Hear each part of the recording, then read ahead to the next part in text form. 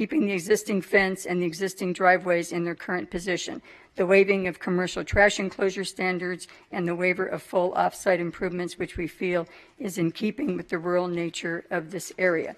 I also want to note that the property has two entrances, one off of Miller, and there are two gates off of La Madre. We are proposing to close this gate, use this gate for all of our ingress and egress, and keep the Miller Lane gate as a sort of a ceremonial entrance, but also it would only be used for emergency vehicles, fire, and veterinary if that was necessary. Otherwise, this gate remains closed. So in conclusion, in regards to current planning condition number 1, we agree to the review as a public hearing, but respectfully request that the time frame be modified to 24 months to give us the time we need to implement the physical improvements to the property. In regards to current planning condition number 3, we respectfully request that this condition be amended to call for a total of 12 15-gallon trees along the La Madre frontage only. In regards to current planning condition number 4, we request that this condition be amended such that the opaque mesh screening is only required to be installed along the east property line facing Miller. We're proposing to put mesh screen the entire length of Miller. We have met with the homeowner, the property owners to the south. They would prefer that we not, because they like to see the animals. This is a residential care facility, and the residents there like to look out and see the animals. They would prefer not to see an opaque mesh screen. In regards to public works conditions number 3, we request that this condition be amended to allow the existing fence to remain in its current position, which does fall within the current day site visibility zones when applied to the existing driveways. And finally, we do understand that all new improvements, including trees, will need to be placed outside of the site visibility zones. We believe it is appropriate to leave the existing fence in place because it does permit a high degree of visibility. We understand that we will need to replace the small section of fence at the corner of Miller and La Madre in order to fulfill Public Works condition number 1, the dedication of the spandrel. And that concludes our presentation. Thank you. And we do have quite a few people signed up to speak. So if that concludes your presentation, we're going to go ahead and open the public hearing. So you could just take a seat and we'll bring you back up to address the concerns. So please don't be shy. I have at least 15 cards. So you can line up at the podium and speak. Please state your name for the record when you do come up. And you are limited to 3 minutes. And if I could just advise you to not repeat your neighbors, that would be great. Good morning. Good morning. My name is Wayne Bamey. I live at 9640 Starfish Reef Way, Las Vegas, Nevada. I'm a union carpenter, and we've worked with Heroes for Horses. We actually helped them set up originally at the Floyd Lamb Park. I actually helped them move over to the new facility. As a father of a veteran myself, I see the need of programs like this for our brave men and women that serve this great nation. But on a personal note, just as carpenters, it's great to see that the veterans that come in and able to go and help us and actually work with them and with them coming back and working with the horses, what a great opportunity it is for them. But as a union carpenter, it's I'm proud that there's people like Sydney that actually brings programs like this to our great community. Thanks. Thank you. Good morning. Just keep coming because we got quite a few. Good morning. For the record, my name is Richard Carrion. I live on 586 Brinkburn Point Avenue. I'm standing here in support of the special use permit. To understand some of the things that may not be discussed, this program not only provides a program, but it also provides a home to multiple veteran organizations that may have a budget for events but don't have a budget for infrastructure. So Horses for Heroes has provided infrastructure for organizations like the UNLV Rebel Vets, Emerging Vets and Players, Forgotten Not Gone, and other nonprofits that seek to use their property. In addition to that, Horses for Heroes has utilized the veteran treatment courts as a means of to promote community service. Also, they also bring in other organizations to ensure that the upkeep is up to standard. Pending your questions, I have nothing else. Thank you. Good morning. Hi, my name is Lorraine Caldera. I reside at 9550 West Sahara Avenue, Las Vegas, 89117. I first contacted Horses for Heroes because I heard that horses were good therapy. After working with them for the past 6 months, I can honestly say this is true. Not only are they good therapy, but they can be a complete life changer. I suffer with multiple sclerosis and have been unable to work a normal job for about 10 years. I thought I had no real purpose in my life until I heard about Horses for Heroes. When I am having a rough day, the horses always put a smile on my face and lift my spirits. Horses give love, joy, and a feeling of accomplishment. I have been participating first as a student, then as a volunteer, and most recently as a mentor and a teacher working with people who have similar issues. My family background is both military and firefighters, so I understand the concept of structure and order. In addition to my MS, I also suffer occasional bouts of anxiety and depression, along with some PTSD from childhood issues. The horses comfort my anxiety and depression, reduce my stress, and give me a positive outlet in this crazy world. They help with socializing, and it's great being outdoors in the fresh air. Because of my MS, I have a weakened immune system. I would not go to this facility if dust, smells, or general cleanliness was a problem. Health-wise, it would not be safe for me there due to my low immune system. Their horses are healthy, safe, and sound. Their programs work, and the place is kept clean. As a volunteer, I can tell you Horses for Heroes is well-run, friendly, and welcoming. My mom recently visited from Quag Long Island, New York, a suburb that's in the Hamptons, and I proudly brought her to visit their former location. She was very impressed with the overall structure and care of the facility, care of the horses, and friendliness of each and every person. Kids 16 and older can volunteer. It's a great way to help the community, and it's for a great cause. In the world today, kids see metal detectors, hear about gang shootings, and all kinds of violence. I know I would feel much more secure knowing my kids and or grandkids had access to a healthy environment like Horses for Heroes. If I had been lucky enough to have a place like this in my neighborhood when growing up, I would have loved it. I hope you will give Horses for Heroes a chance to show that this family equestrian center will truly be an asset to this neighborhood. Thank you. Thank you. Good morning. Good morning. My name is Donna Fong. I live at 3216 Bubbling Bay in North Las Vegas. I moved here several years ago from Reno, where I worked with the wild horses on the Virginia Range. And when my husband's health problems brought us here, I was a little worried that I wouldn't have any more horses to deal with. My husband, who also has PTSD, found Horses for Heroes, and I became a volunteer. And I have to tell you, some of the most rewarding things I have seen are the faces of little children meeting farm animals for the first time, and veterans who only want to hug a horse and have a little moment of peace, and senior citizens who come and maybe were horse ladies in the past and can actually hug a little mini horse and talk to a horse. As a volunteer, when I volunteer, I take care of these animals like they were my own. One of the distinct differences I have is I used to live right behind Floyd Lamb Park and had Horses for Heroes as a neighbor. I never was bothered by smell. I was never bothered by noise from Horses for Heroes. I ask that you give them a chance, and when it's open and running again, come and visit, and you'll see what a great decision you made. Thank you. Thank you. And there's 2 microphones, so if people want to do both, I'm fine with that too. Good morning. I'm Deidre Bertoldo. I live at 9303 Gilcrease Avenue. I grew up in rural Kansas where I didn't really think it was that fun at the time, but so much work ethic was instilled in me, and that's when I fell in love with horses, and so many things that I was able to learn through those experiences.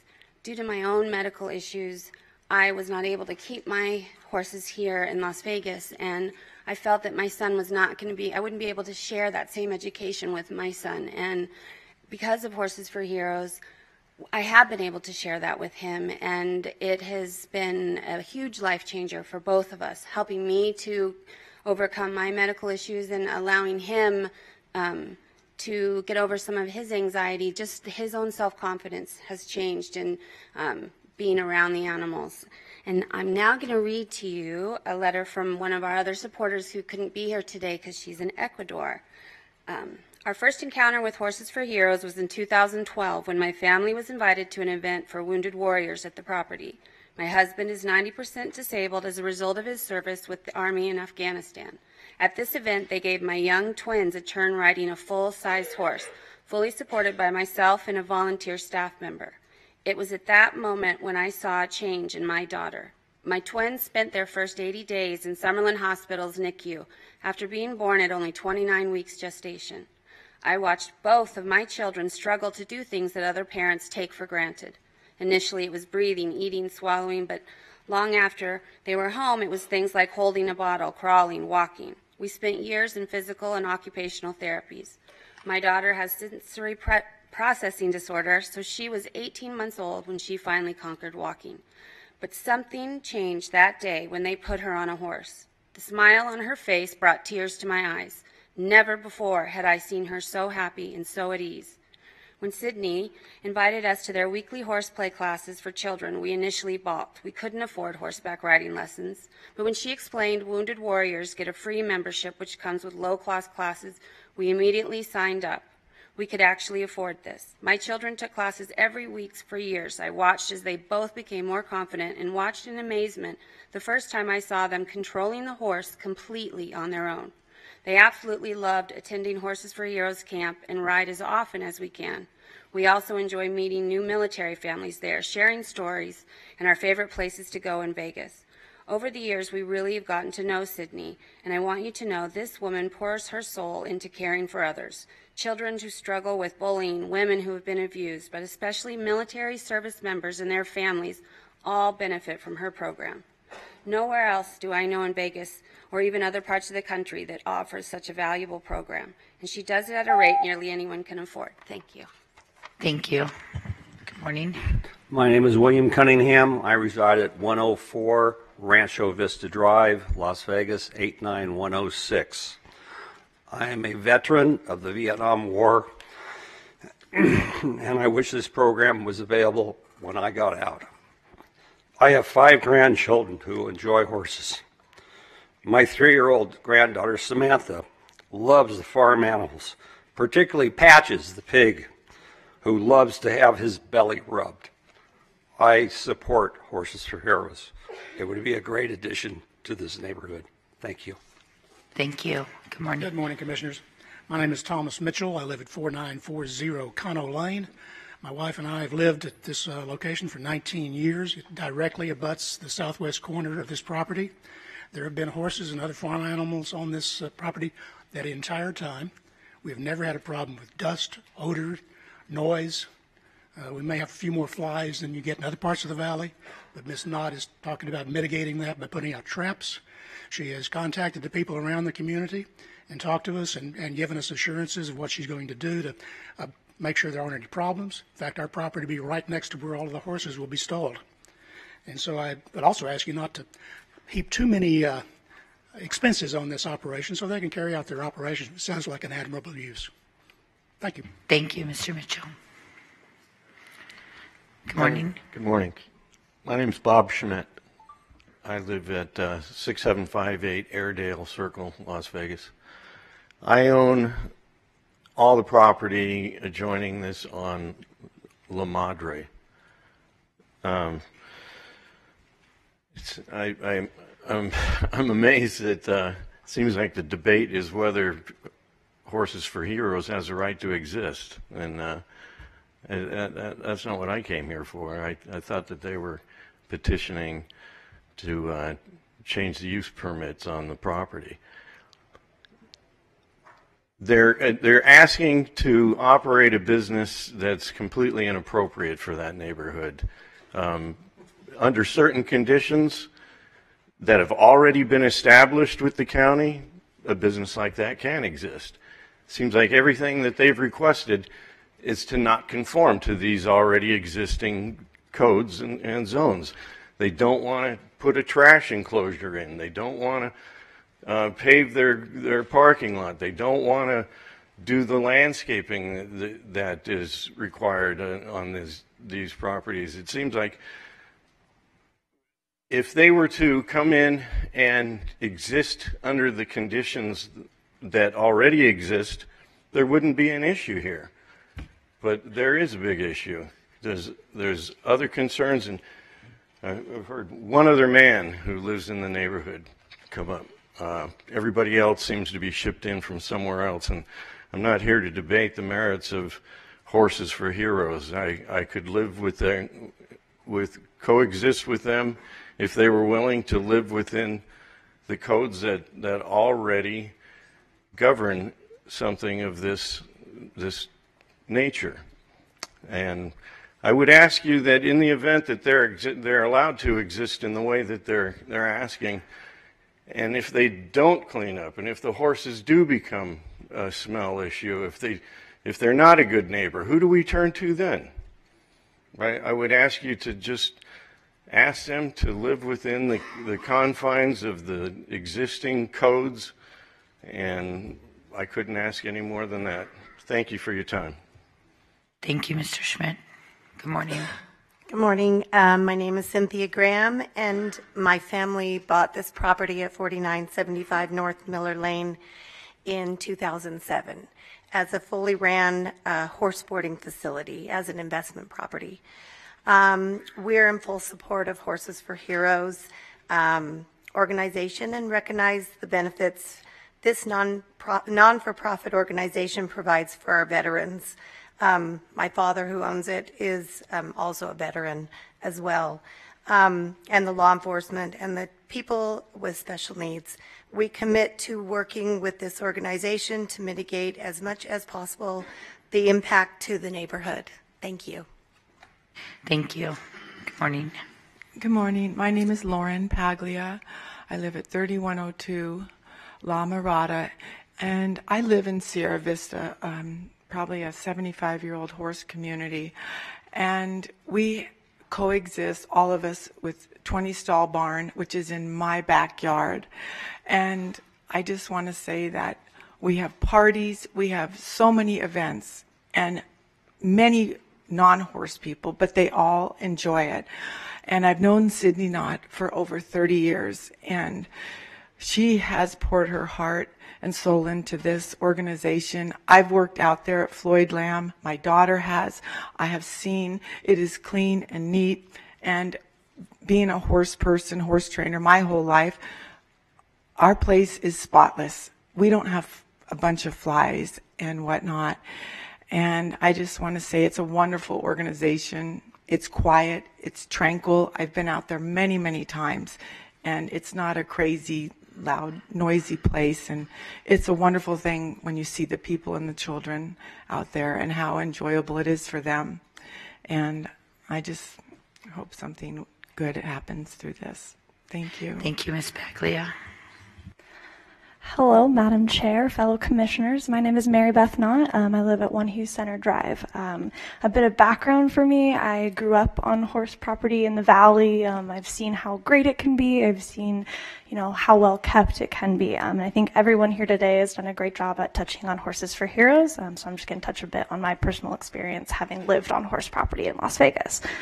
In this program, it teaches beginners the basics of horse riding and horse care. This is an affordable opportunity, not readily available in Las Vegas, as horseback riding is often expensive and exclusive. There aren't very many properties right now in Las Vegas that Horses for Heroes can do what they're doing. And when tragedy struck Las Vegas on October 1st, Sydney opened her doors as a safe place for those affected to spend time with horses and begin the healing process. Research confirms that equine therapy helps survivors of trauma. Organizations like Horses for Heroes make this community stronger, and with this special use permit, we're asking for an opportunity to continue affect positive change in Las Vegas and to continue to build the Las Vegas rural legacy.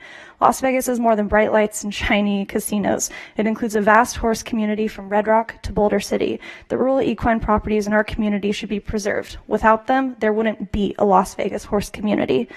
This property has a long history of horses, and it will likely see horses again. Now the county has an opportunity to ensure this space has an inclusive and positive future. You cannot have an organization called Horses for Heroes without horses and other animals.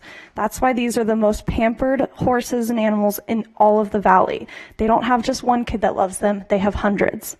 I've seen firsthand how Sydney has committed to this organization for the last 13 years. I have seen how deeply she and her staff care for the well-being of the animals on the property and have given a variety of forgotten animals a second chance at life. In closing, Horses for Heroes' job in our community is not finished. It has only just begun. Please approve the special use permit application before you today. Thank you for your time. Thank you. Good morning. Good morning. My name is Sarah Jarrett, and I'm representing my mother and father, Wilford and Bonita Jarrett, my brother and sister-in-law, and their neighbors, Lydia and Woody Jones. They live directly across the street from this property. All three homes. When my parents built their home 50 years ago on this property, we were the furthest people out on Lone Mountain, so I appreciate and know what a rural neighborhood is. I'm not here to discuss whether horses should be on that property or not. I'm here to discuss whether it should be a commercially run business. My parents and the Joneses are over 80 years of age and purchased their property 50 years ago. This is not how they planned on living out their retirement years, fighting traffic, dust, and bright lights from an arena.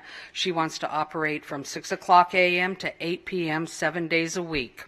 She wants stables and 22 horses and riding lessons in the front of the property. She has a petting zoo, birthday parties, summer and day camps, and there will be parking on the streets. As you can tell, she has a lot of people who come to see her.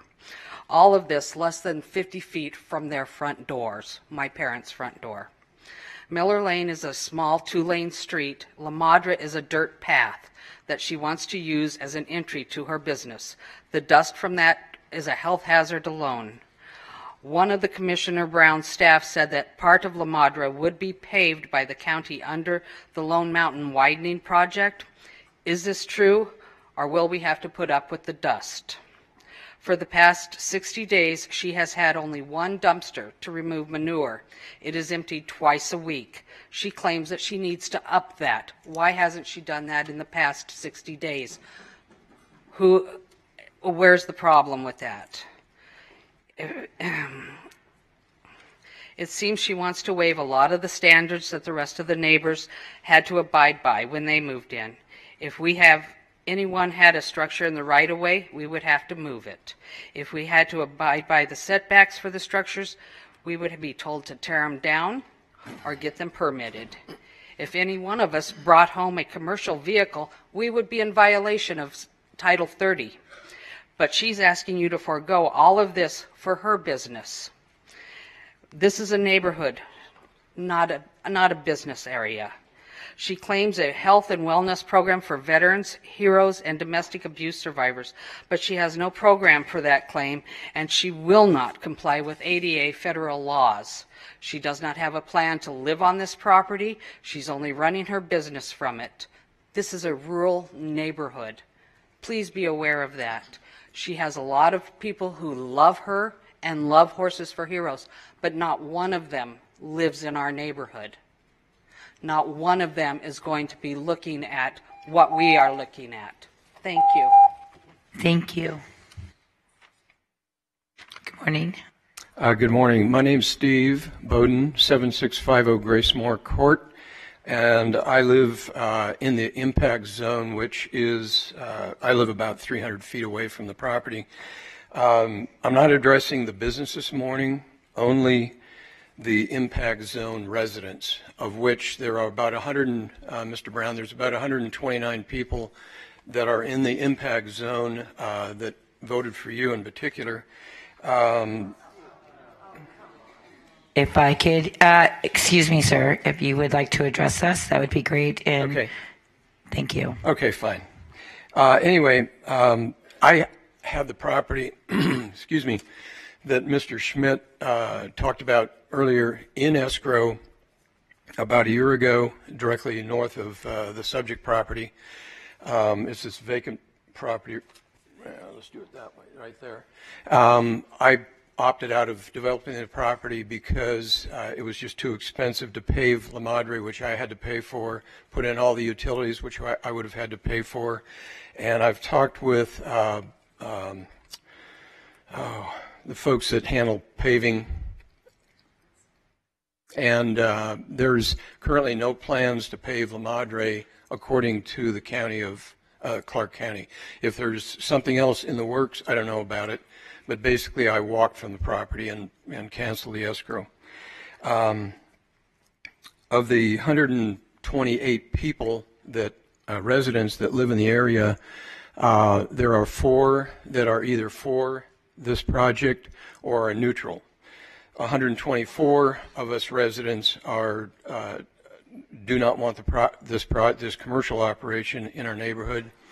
It doesn't seem consistent with the 98% of the available land in the impact zone that's already developed as single-family homes. There are a few lots left, but very few. I'm a 16-year Navy veteran, disabled. I've been developing property and working with developers since the 70s, and I've been involved in many special use permits, and I have never applied for a permit that I didn't have to have everything complete before I could occupy the property, the building, what have you. One more comment. Ms. Knott stated to us at the CAC meeting that we should be thankful she's dropping this equestrian development into our neighborhood. And I think Mr. Gibson, there's a project in your area where people can buy homes in an equestrian area, but we opted not to. So that's why we bought the neighborhood. Thank you for your time. Thank you. Good morning. Morning. I'm Mark Bellinger. I live at 7651 Gracemore Court. My wife, Loretta Bellinger, cannot be here today. She asked me to read this statement in her absence. We live in 7651 Gracemore Court within the impact zone of this facility. We bought our home in this all-residential, rural, protected area because that is what we love, and we do not want to reside near a business. Our neighbors are polite and wave to each other. In this large city we live in, it is truly a slice of heaven. Then came Horses for Heroes. Without permission, without a business license, without a plan in place for her 75 animals, and she expects us to be thankful for the opportunity. We are not. Our home is northeast of hers, and the stench of the open dumpsters that is overflowing with animal waste is terrible. From the moment we heard about this, we voiced our opposition and our concerns. These have been not only completely ignored, but literally laughed at and scorned at the meetings. The Lone Mountain Citizens Advisory Council applauded Sydney's supporters, too, of which live in the impact zone. There were 16 in opposition that spoke. They were frowned at and interrupted and told to not repeat themselves.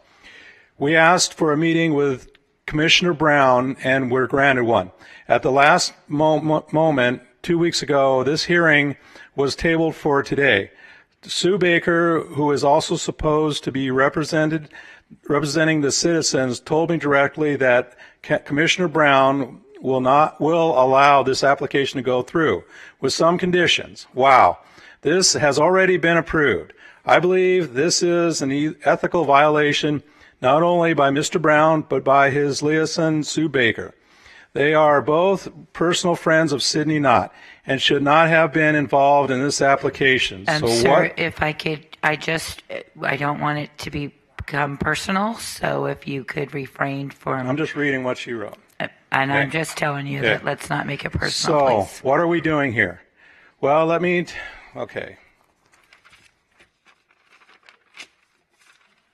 One, water. This property, which is zoned for single family, is on a well. The state water authority will make her apply for a line to the sewer.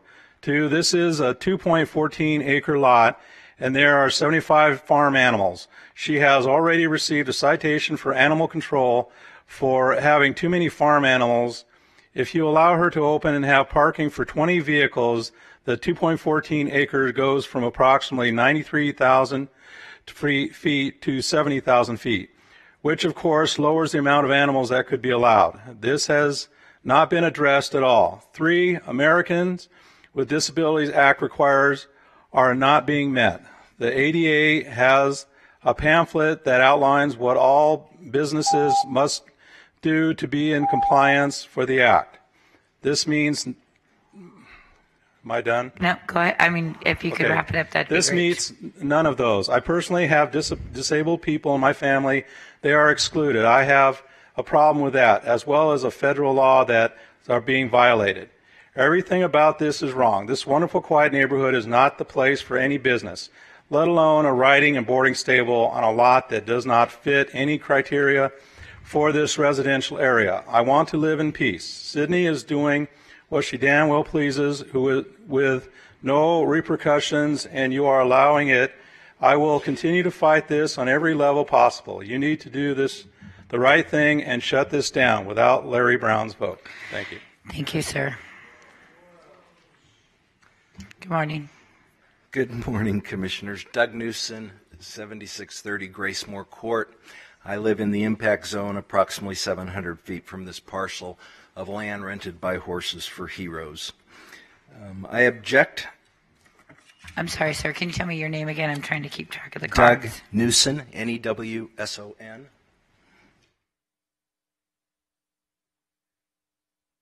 There we go.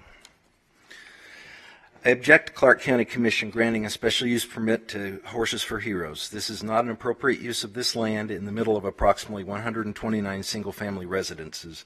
As you can see from this map, the subject properties in pink, the homes that we have spoken to, homeowners that we have spoken to in yellow, object to this business being allowed to dump itself into our single-family resident community.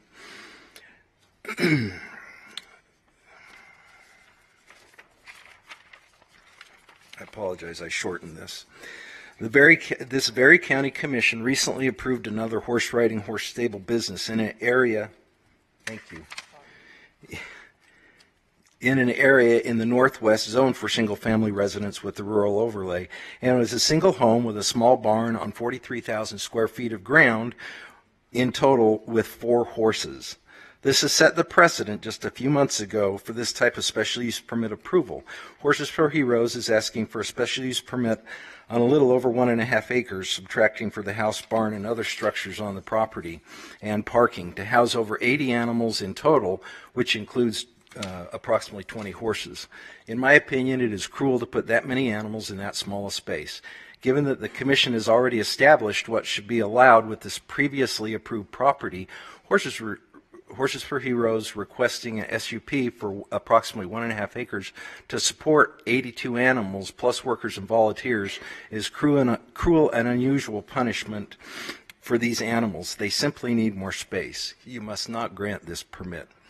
This application is also in violation of Title 30, Section 30.16-4, 2A, 2B, and 2C.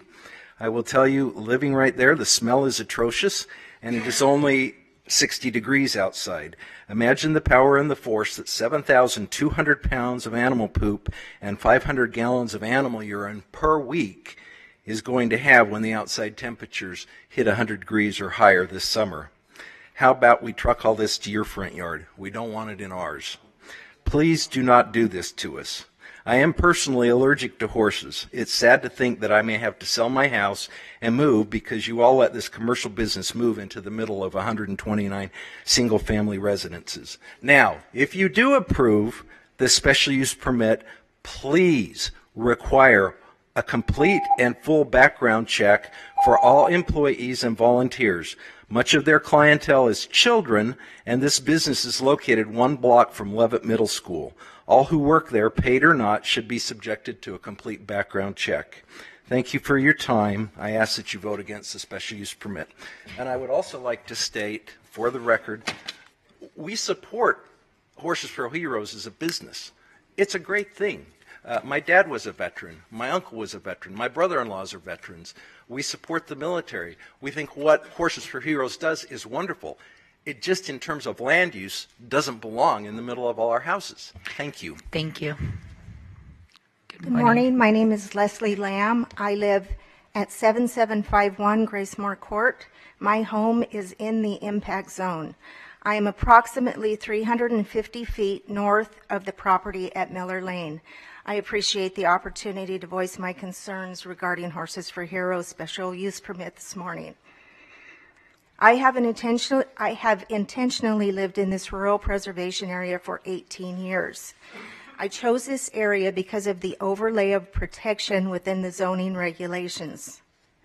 The two most important are that houses would not be smaller than half-acre lots, and there would be no commercial businesses allowed.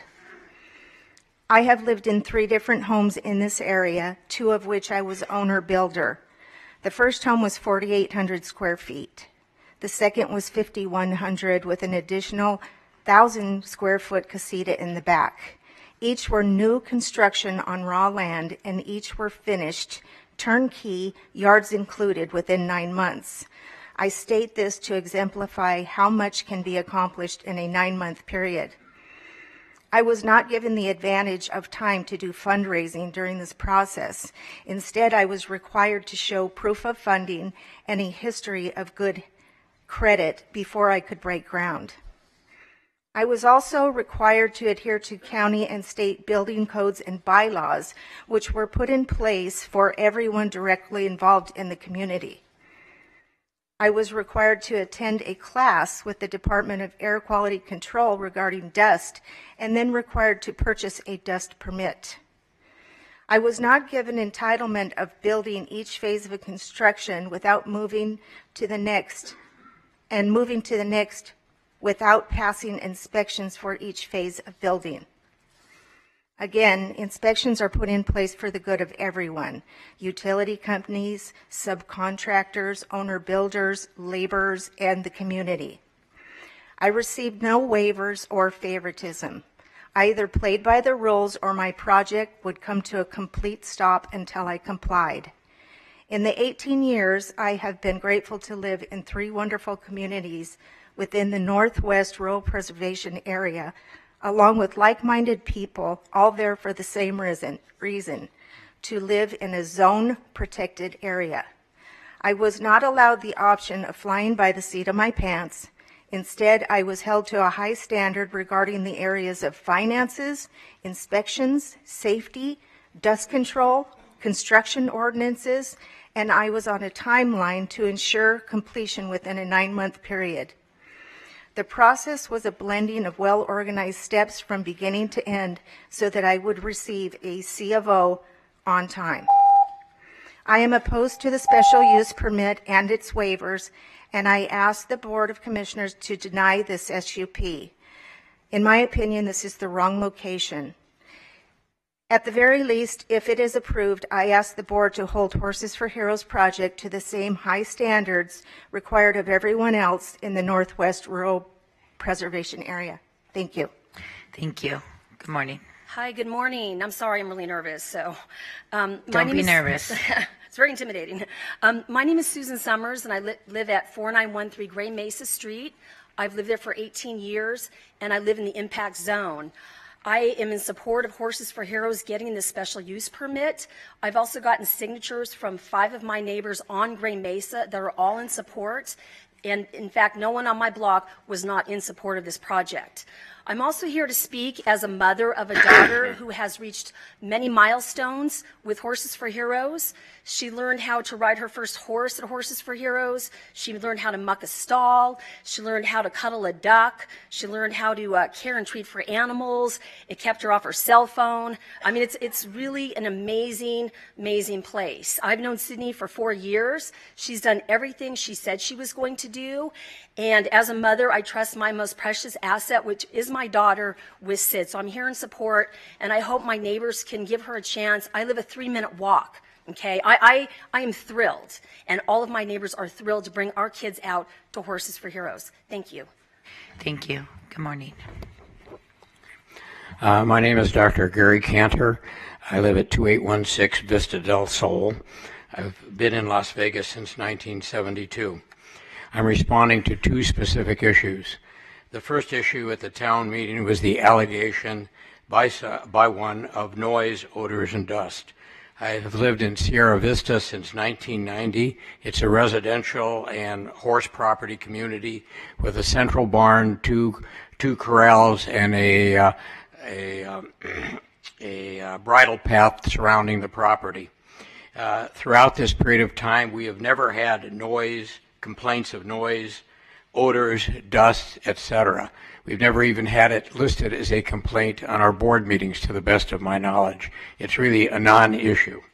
The second issue that I would discuss is that one of the property owners at the town board's concern was his inability to sell a property, an immediately adjacent property. The issue of a concern of a decrease or a problem with economic value. I don't know if I can.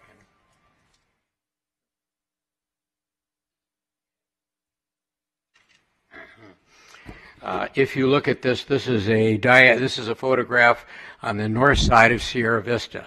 The white fence on the left is the border of our bridle path, and right next to it on the left is the rear wall of a house. There's a dirt trail that goes into Sunset Park, and then there is a wall right to the right. That is the beginning of a development that is just going on immediately adjacent to our bridle path. The homes that are going to be developed in that area are going to be offered at $1.4 million. Immediately north of that, there are some lots where the lots are being offered at $1.4 million. And immediately north of that is an opulent development where the homes are in the multi-million-dollar range, immediately across from the Wayne Newton horse property, and they've been there for a long time. Thus, there really is no evidence of an economic adversity being next to or adjacent to horse property. All of the vacant homes in our area that were vacant during the downturn have all been sold. There are no homes available. So there is not really an economic issue. I've been involved in real estate since 1972, and I've been through this commission on numerous occasions on various issues and have sat here all morning long, time after time. Invariably, the issues are commercial issues with financial reward. That's basically what we're always talking about here, and for the most part. In this issue, it's quite the contrary. Horses for Heroes is a non-profit entity. It benefits our veterans, our children, and it's clearly a benefit for our community. And I strongly encourage the Commission to vote in support of this. Thank you. Thank you. Is there anybody else wishing to speak on item 29? Seeing none, I'm going to go ahead and close the public hearing. And Ms. Knott, if you can come back up, and I'm going to turn it over to Commissioner Brown. And if you wanted to respond to any of the comments that were made.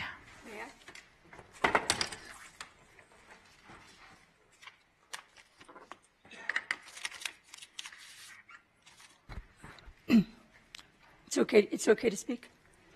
One of the things that I just really want to address, I mean, we work and live there too. We have an on-site caretaker. I'm sorry I don't live there myself, but I don't live on horse property currently. But the important thing is this property has had horses on it. When all these neighbors moved in, the last 10 years they've had tenants on there that had horses, turkeys, chickens, and ducks. This is the nature of this property. The use that we are requesting is, by your definition, a commercial use. We are a nonprofit, beginning level riding stable. We are not, in my mind, running a business. We are running a horse instructional operation. Your definition is a horse riding and rental stable. It had a boarding license, but a business license on this property since 2010. It is the owners of this property's intent when they purchased it to have it be a commercial boarding and leasing facility. This is not a new use for this property. It is how this property has been used for as long as I've been aware of the property. I even boarded my own horses there, I think in 2004. The property adjacent to us to the south is also, by your definition, a commercial use. So it's not like we're the only commercial use on this block. And then Leavitt Middle School is directly across the street.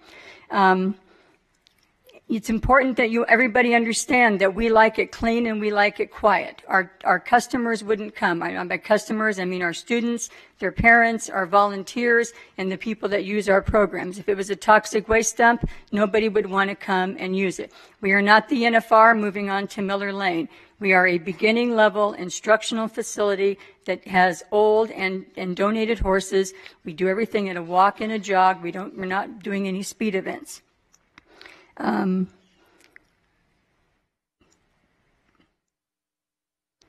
we do have the support of over 60. We canvassed the neighbors, and we have a petition with over 60 neighbors.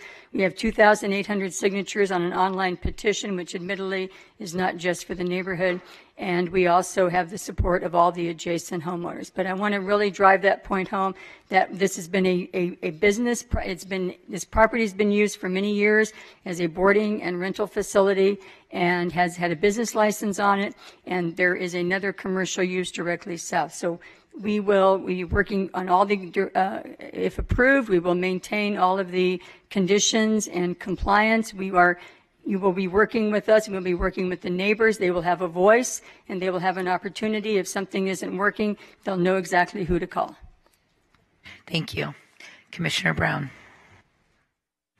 Thank you, Madam Chair. And just a couple housekeeping. The issue on La Madre being paved, that decision was made during the Lone Mountain Road Improvement Project, simply because some of the access onto Lone Mountain with those neighbors that front Lone Mountain are now literally going to have to go around the block to make certain turns. So the La Madre half-street improvement that will be paved had nothing to do with the application before us. It had everything to do with the county's Lone Mountain project. So let the record clearly state that. Also, as far as, and we've had a lot of correspondence from neighbors. I did meet with at least a group of neighbors, and I did meet with Sydney on one occasion. A lot of the correspondence, and as far as being on Facebook or being a personal friend or being accused of favoritism, all that's fine. You know, you can allege a lot of things. You can threaten a lot of things, which were done in some of the emails. That's part of the job. But at the end of the day, we're not talking about anything but the land use, the appropriate land use for Horses for Heroes on this site. And the first statement I'd like to make, especially for that one family that lives on Miller that's been there for 50 years, or the family has been, and you're probably one of the first out there. But if you took an overview of the area, this is a very unique area. We have this application before us. Over Miller's backyard, we have one of the oldest and one of the first residential areas, the mobile home park. We have Levitt Middle School. We have $500,000 to $1 million homes. And then you go a couple blocks, especially towards the east, you see structures that have been there for 40, 50 years. Very unique. But this is RNP area. And without revising history, it was the homes on Gracemore. It was my neighborhood, Deerbrook, on Craig and Buffalo. It was the half-acre, third-acre homes that were being built in this area that were protested. This is 15, 20 years ago. Homes being built in either cul-de-sacs or like Gracemore's unique design on the street. These subdivisions were protested by the people that have been out there for 50 years, the horse and equestrian community. Over the last decade, certainly this area has become the hot spot for single-family detached homes. But too many people fail to realize you're moving into that beautiful home in an RNP area, which is the only area in District C that allows for the application before us. And it's not a guarantee. They certainly have to meet conditions, and we'll certainly go into a couple of those. But to say that you moved into this area and you don't want horses, you don't want boarding stables, you don't want what's before us today. That's the buyer beware component. District C has certain areas that not only is it the only place that these type facilities are allowed, it's the only place we encourage these facilities to go. And as a side note, I didn't pick this site, although we were accused of doing all the work on the front end, but for the record, that never happened. So the bottom line is, let's focus on, and let me say one last thing. No one, even some of the neighbors that were very vocal and very adamant in their opposition, no one said bad things about the Horses for Heroes and the mission. And I appreciate that, because they at least acknowledge that's what hopefully is being moved forward. And so the decision from my end came down to, is this 2.2 acres appropriate for what's being proposed for Horses for Heroes? And that's where we are today. I have a list of most of my questions have been answered, but I have a list of a lot of conditions if we choose to move forward. And before I get into that, if any of my colleagues want to jump in, now is the opportunity, or I'm ready to move forward. Okay, nope, go ahead, Commissioner. No comments from my, good. Oh, very good. So Nancy, one of the biggest statements from the neighbors was this is in violation of Title 30. Could you just comment on that? Honestly, the only way it could be in violation of Title 30 is if it's denied and they go ahead and do it. What they've come in for is this use. They've requested waivers for some of the requirements of this use, as well as waivers for landscaping, offsite improvements, and those type of items. But this is not in violation of Title 30 because they have requested all of the appropriate entitlements with this application. Good. Okay.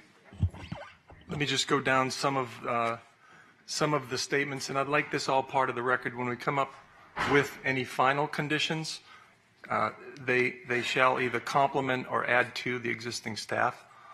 So as far as the horse riding primary and other uses at the facility, daily activities, Tuesday through Sunday, individual riding lessons is the main program, small group activities, a maximum of 20 per group, and that's children, adult riding, evening group activity. Once a week activities, it's been indicated that there's a request to have Girl Scout classes, a maximum of 30, birthday parties, a maximum of 30, workshops targeting veterans, seniors, addiction programs, maximum of 40. Once a month activities is a members group activity event, members only horse event, that would be a maximum of 40 once a month. Twice a year activities, since the organization absolutely is going to survive or fail through fundraising or lack thereof, I'll support twice a year fundraising events with a maximum of 150 people on site, which would include 30 days prior to these events, a parking plan be submitted to the Director of Planning, indicating how we're going to manage the parking. Seasonal kids camps, the daily camp activities, a maximum of 30. And the proposed hours of operation, I'll support October through April from 8 a.m. to 8 p.m. and the remaining time from 6 a.m. to 8 p.m. And 8 p.m. is when things shut down. The animals, which I learned more about small animals, mid-sized animals, heavy animals, but I am in support of getting rid of a lot of these animals because I need, moving forward, I need the applicant to get down to what is allowed we can certainly talk about the time frame involved. But the horse riding rental stable is a maximum of 23 horses. Currently, you have 20 horses? 18. 18 horses. Plus 5 miniatures. Those are regular, big size horses. They're about the size of a German Shepherd or maybe a Great Pyrenees. So do you plan on doing anything with that number of 18? We actually own 16 horses, sir, and those 2 are holdovers from our previous operation. So we hope to be down to 16 very soon. Okay, but not to exceed 18. Correct. All right. Small, less than 50-pound animals. Currently, you have at least listed 10 rabbits, 15 ducks, 3 roosters, and 12 chickens. Per code, 20 are allowed. Especially the roosters, which about the only complaint I hear from animals in that area are roosters. So if you could get back to the 20 that are allowed by code, or, yes. Again, I don't know the purpose of 15 ducks on this site, but at a minimum. They came with us from Floydland Park, sir. They just came along with us. They followed you. They followed us. Make way for ducklings. Yes. So a minimum getting back to 20, and I'm going to say 6 months because we'll be out visiting often. So to get to the code allowed 20 small, less than 50-pound animals within 6 months. Medium, 50 to 250-pound animals. 18. Per code, you're allowed 18. There's 5 mini horses, 1, I don't know how to pronounce that, alpaca? Alpaca. Alpaca. What is an alpaca? Gosh, it's like a llama. It's like a small llama. Llama, yeah. Okay, 1 alpaca, 1 sheep, and 11 goats. Per code, 18 are allowed. And stay there, and through attrition or when these animals are called above, don't replace them. What I don't want, and although you have them, I don't want this to be perceived as kind of a zoo or a sanctuary for lost animals. We really need to stay focused on the horse and the horse riding function for the Horses for Heroes. So no. As they choose to pass, no additional medium 50 to 250-pound animals. Large 250 pounds or more, currently there are 3. 1 bull, 1 llama, 1 donkey. Per code, they're allowed 12. Limit maximum large animals to the existing, so 3. We don't want, and again, if the bull leaves or the llama leaves or the donkey leaves, don't replace them. The 1 miniature potbelly pig is considered a household pet and is permitted by right. Barnyard animals are ancillary to horse activities and no petting zoo promotional activities as a standalone attraction. Apparently, in the past, I haven't seen your website, but it was indicated to me that on the website there was a petting zoo advertised. We don't want the petting zoo. It's just the animals are there. Correct. Don't call it a petting zoo. We don't. If someone said that the pig likes to have his belly rubbed. Site conditions. Trash pickup no less than 3 times a week. Remove non-operative mechanical equipment from the roof of the existing storage structure located at the southwest corner of the property. Visitor access to be on La Madre Way. Parking will be all on-site with the exception of twice-a-year fundraising activities that were indicated earlier with the traffic plan. And we'll be monitoring that closely because in this area, not just on Miller and La Madre and Cano, but on any given Sunday, especially when the Patriots are playing, there are cars parked every which way but loose. So sure. That's inherent in this area, but you are going to be under the microscope. So keep your volunteers and everybody inside. Yes, sir. As best you can. Gates to remain open during business hours. A total of 4 small 15-gallon trees to be planted between the gaps of the existing trees along the southeast property line. 6 small 15-gallon trees to be planted along La Madre Way, mesh screening along La Madre Way and Miller. We added the La Madre. The existing fence on La Madre to remain as is, with the exception of the northeast spandrel. And is that's in one of the conditions? And whatever that means, they're going to have to redo that corner to meet the spandrel requirements. Correct. Once they dedicate the spandrel, we just ask that the fence be rebuilt outside of the spandrel. You're aware of that? Yes, sir. Okay. Very much so. A right-of-way dedication to include the spandrel on the northeast corner of the site. Execute a restrictive covenant agreement as far as the deed restrictions. Applicant is, and here's the big one, applicant is required to comply with the rules and regulations of the following. And this is probably my biggest perceived concern, is the applicant will be required to comply with rules and regs from the Clark County Building Department. And I'll pause there, because one of the issues that came up, and a legitimate issue, is the ADA component of this facility and the use.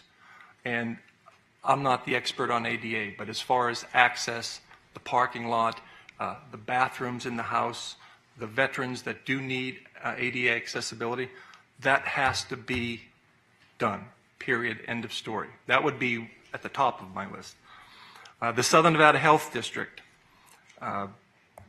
This is another one you're responsible, because there's going to be a question as far as the existing domestic well and septic tank in converting, if this application moves forward as the boarding, as the commercial boarding, what does that do from the health district's perspective as far as the septic and the well? Yes, sir. State of Nevada Water Resources, same thing. I know that the neighbors have been contacted with the state. You've been in contact with the state. Yes. We've been in contact with the state. Bottom line, whatever the state says you have to do, along with the health district and Clark, you have to do it. Yes, sir. There's going to be no waiving of any of those conditions. Those are public safety, public health issues. Understand. And we're not going to bend on those. Clark County Air Quality, that would be primarily on the dust control and the parking lot. Yes.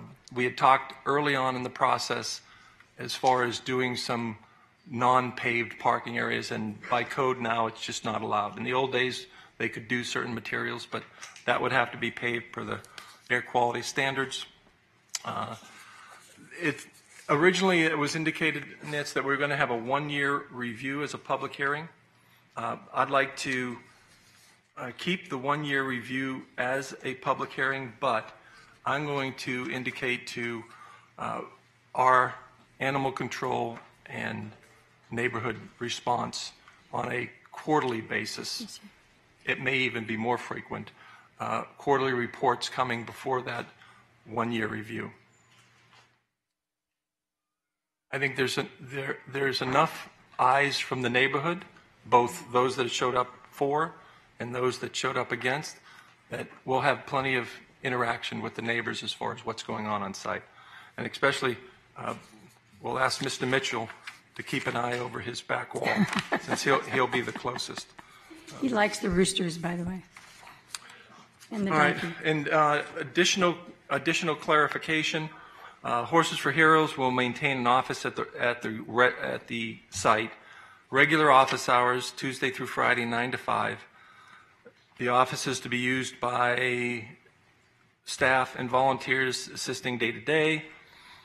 The living room will be used for meetings with volunteers, some of those that we mentioned earlier. The meetings, donors and sponsors. Volunteers will be on the property during stated hours of operation. Volunteers assist with, well, that's what they do. A caretaker resides on the property, and that's 24/7. There's someone on the property. Again, going back to building department, make sure everything is set. And that's, I'll pause there, and then before moving forward, I'll ask Rob to weigh in on the next step as far as starting.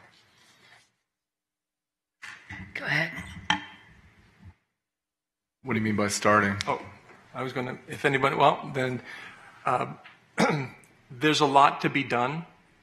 Some of this, I think, and especially if the state or health comes back, where they're going to have to invest significant restructuring of some of the utilities. That can't be done in the next month, 6 months. It's going to be a pretty lengthy process. Do I have the ability to allow the horse riding component to move forward, limiting anything to do with food, parties, things like that until the health district weighs in? Can I give them the approval to move forward on that component? Yes, you can. Okay. Do you want to see if any other commissioners have anything? Commissioner Gibson. So thank you, Commissioner Brown. That's thorough and detailed, and you've addressed each of the concerns that I had and then some. This is a rural neighborhood. Typically, you don't find rural neighborhoods that are structured and have the same history as this property does, and the activities at this property, the business license, and other things that predate any of the activities of these people and maybe anyone in the room.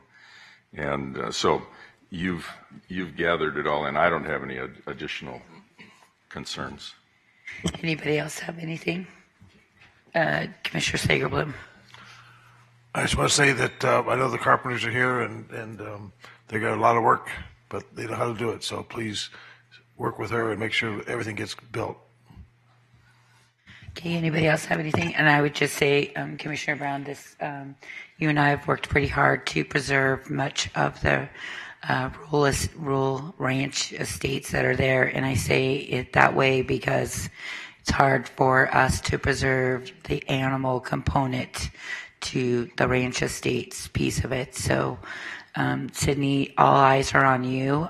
You know that I've worked super hard with Gilcrease and with the farm, which are super successful within neighborhoods such as this one. So there's a lot of expectations, and I'm sure you will be amenable. And remember that, you know, what makes the farm and Gilcrease successful is that it has neighborhood buy-in. So at some point, hopefully they embrace it.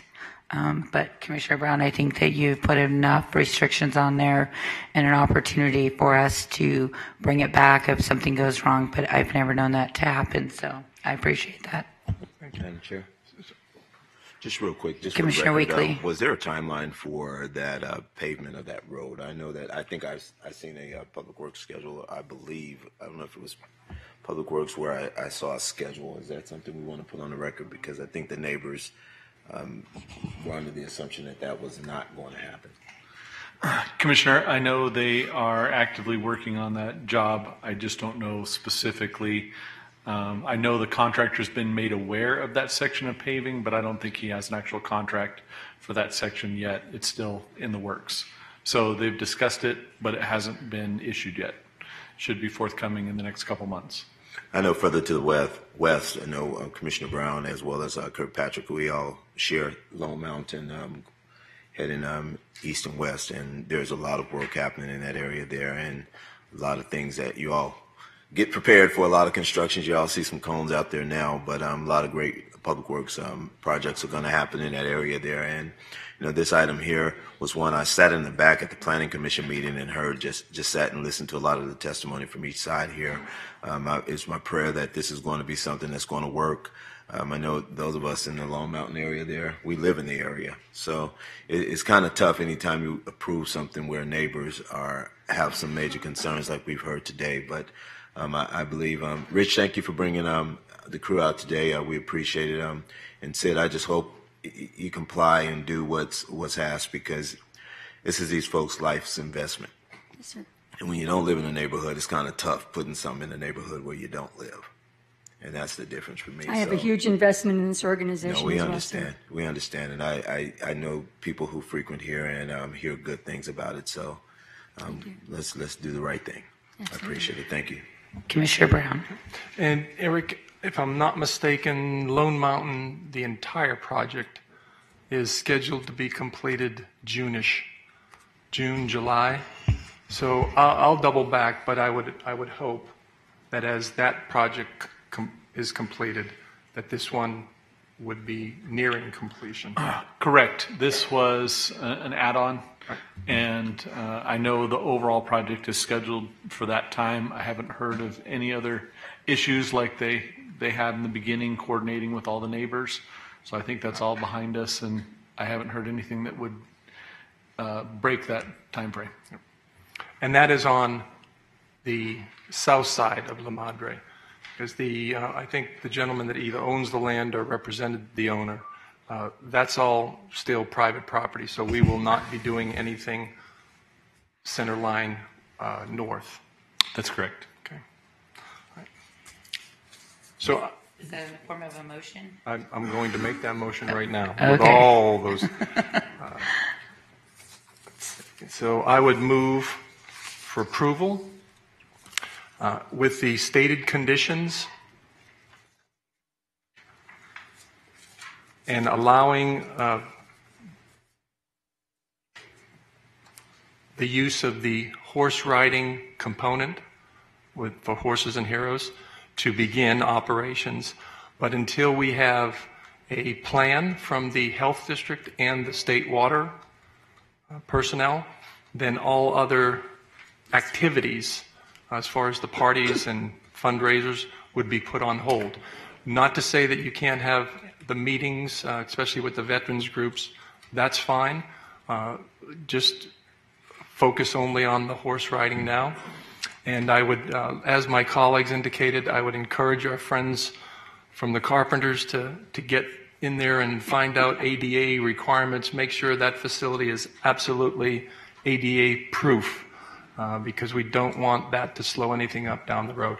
And Sid, as was mentioned by some of my colleagues, you and the organization now are under the microscope. I think from both supporters in the neighborhood and those that really want to see that you do what you'll say you do.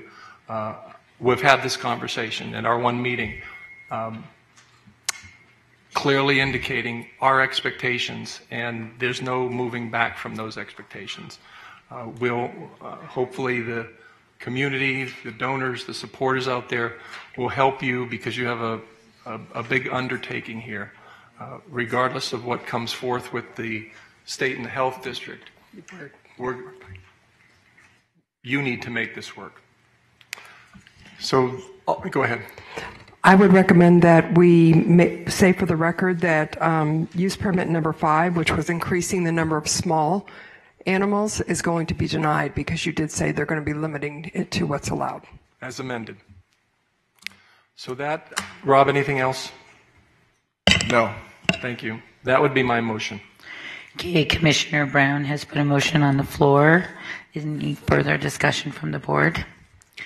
Seeing none, please cast your vote. Motion passes. Thank you. So if you guys could refrain, we still have 23 more items. Appreciate that. But so for the board, I know I had said that at 11:45 we try and take a break. However, being that we're coming back at 1, let's try and keep moving so we can get a break between 12:30 and 1. Go ahead. Item number 35, WS 181021, holdover waivers of development standards for the following: increase wall sign area, increase logo sign area in conjunction with an approved marijuana establishment or retail store, design review for signs in conjunction with an approved marijuana establishment in an existing shopping center on 3.3 acres in a C2 general commercial AE 65 zone, generally located on the southwest corner of Harmon Avenue and Paradise Road within Paradise. Good morning. Good morning, Commissioners. Mark Whitehouse, 820 South Wigwam, Henderson, Nevada. Excuse me 1 minute. If I could ask the general public to please take your comments outside. Ma'am, sir, if I could ask you to please, we need to keep moving along. Go ahead, sir. Thank you. Mark Whitehouse, 820 Wigwam Parkway, Henderson, Nevada, representing the item. A little history on the item. We did originally present this item to be a roof sign for the GeoLeaf logo. It exceeded the roof line and was about double the square footage. We have since revised. We withdrew it from our first application. We're now coming back on this application. We've reduced it by about half in size, and it's the same height now as the letters on the front of the building. We did receive town board approval, and a little history on the center as a whole. This particular shopping center has a lot of embellished and extravagant signs. It's got a 30-foot coffee cup, 10-foot teriyaki bowl, a 32-foot liquor bottle, and we just removed a 15-foot hot dog from the premises. So it's outlandish and large, and out-of-the-box style signs are very are all a part of this landscape of this shopping center, and this fits right into that area, and so we ask for your support today on it. I can answer any questions. That concludes my presentation. Thank you. This is a public hearing. I'm going to go ahead and open the public hearing. Anybody wishing to speak on this item? Mr. Euling. Yes, my name is Ed Euling, 4633 Paradise Road.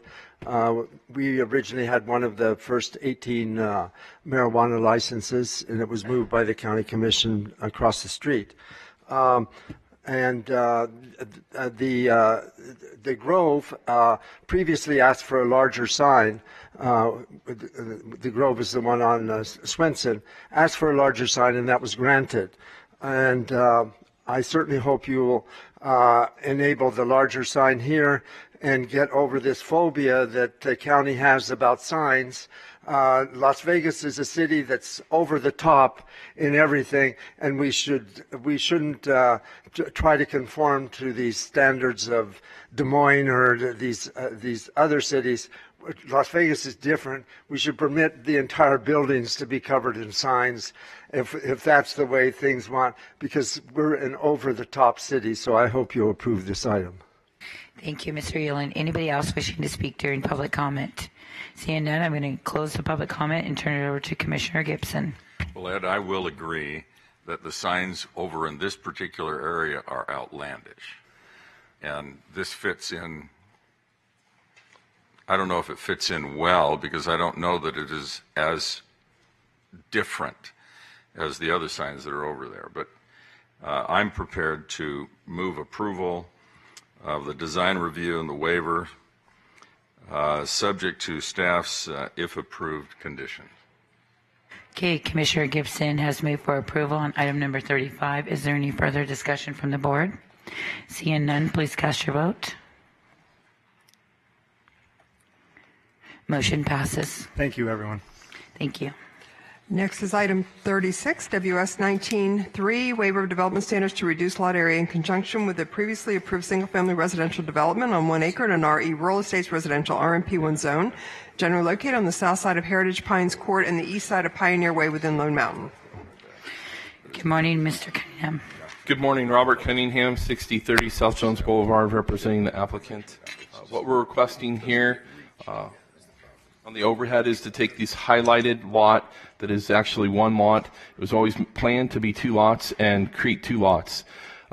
Initially, when this project was started in 2005-06, it was thought that this person who lived in this home would eventually sell it and move on. They still reside there, and so what we're doing now is trying to subdivide this and keep the existing trees, the very mature pine trees that are along this property line. In order to do that, we're asking for a minor reduction in the lot size so that we can set the lot line in a manner where these trees will not be impacted. So I know it's a waiver of development standards, and I normally don't like to have that, especially in an RMP. Especially in my district. Especially in your district. So I'm hopeful that you guys will see that this makes sense and that this is an extenuating circumstance, and we'll approve it. With that, I conclude my presentation. Thank you. Okay, that concludes your presentation. This is a public hearing. I'll go ahead and open up the public hearing on item number 36. Anybody wishing to speak on this item? Seeing no one, I'm going to go ahead and close the public hearing. And Mr. Cunningham, I will give you kudos for trying to keep those beautiful trees. And while I understand it's a little bit smaller, not much, hopefully the whole house doesn't cover the lot, though. I appreciate you trying to preserve the area. So with that, I'm going to make a motion to approve item 36. with the waiver. Thank you. Okay. Is there any further discussion? Seeing none, please cast your vote. Motion passes. Thank you very much. Thank you. Next is item 39, WS 1945, waiver of development standards for the following. Allow vivid hues, allow temporary signs in conjunction with an existing vehicle maintenance facility on 0.3 acres in a C2 general commercial AE 60 zone in the CMA Design Overlay District, generally located on the north side of Patrick Lane and the west side of Rainbow Boulevard within Spring Valley. Good morning. Good morning. My name is Yolanda Mendoza. Yolanda, can I get you to talk into the microphone? Thank you. Yes, good morning. My name is Yolanda Mendoza. I'm here to represent the company, U.S. Tire Center and Auto Repairing, at 6940 West Patrick Lane. I'm here, I was submitting the application in regards to the vivid hues colors. And just to see if we can have approval. Okay, does that complete your presentation? Yes. Okay, this is a public hearing. I'm going to go ahead and open the public hearing. Is there anybody wishing to speak on this item? Please come forward.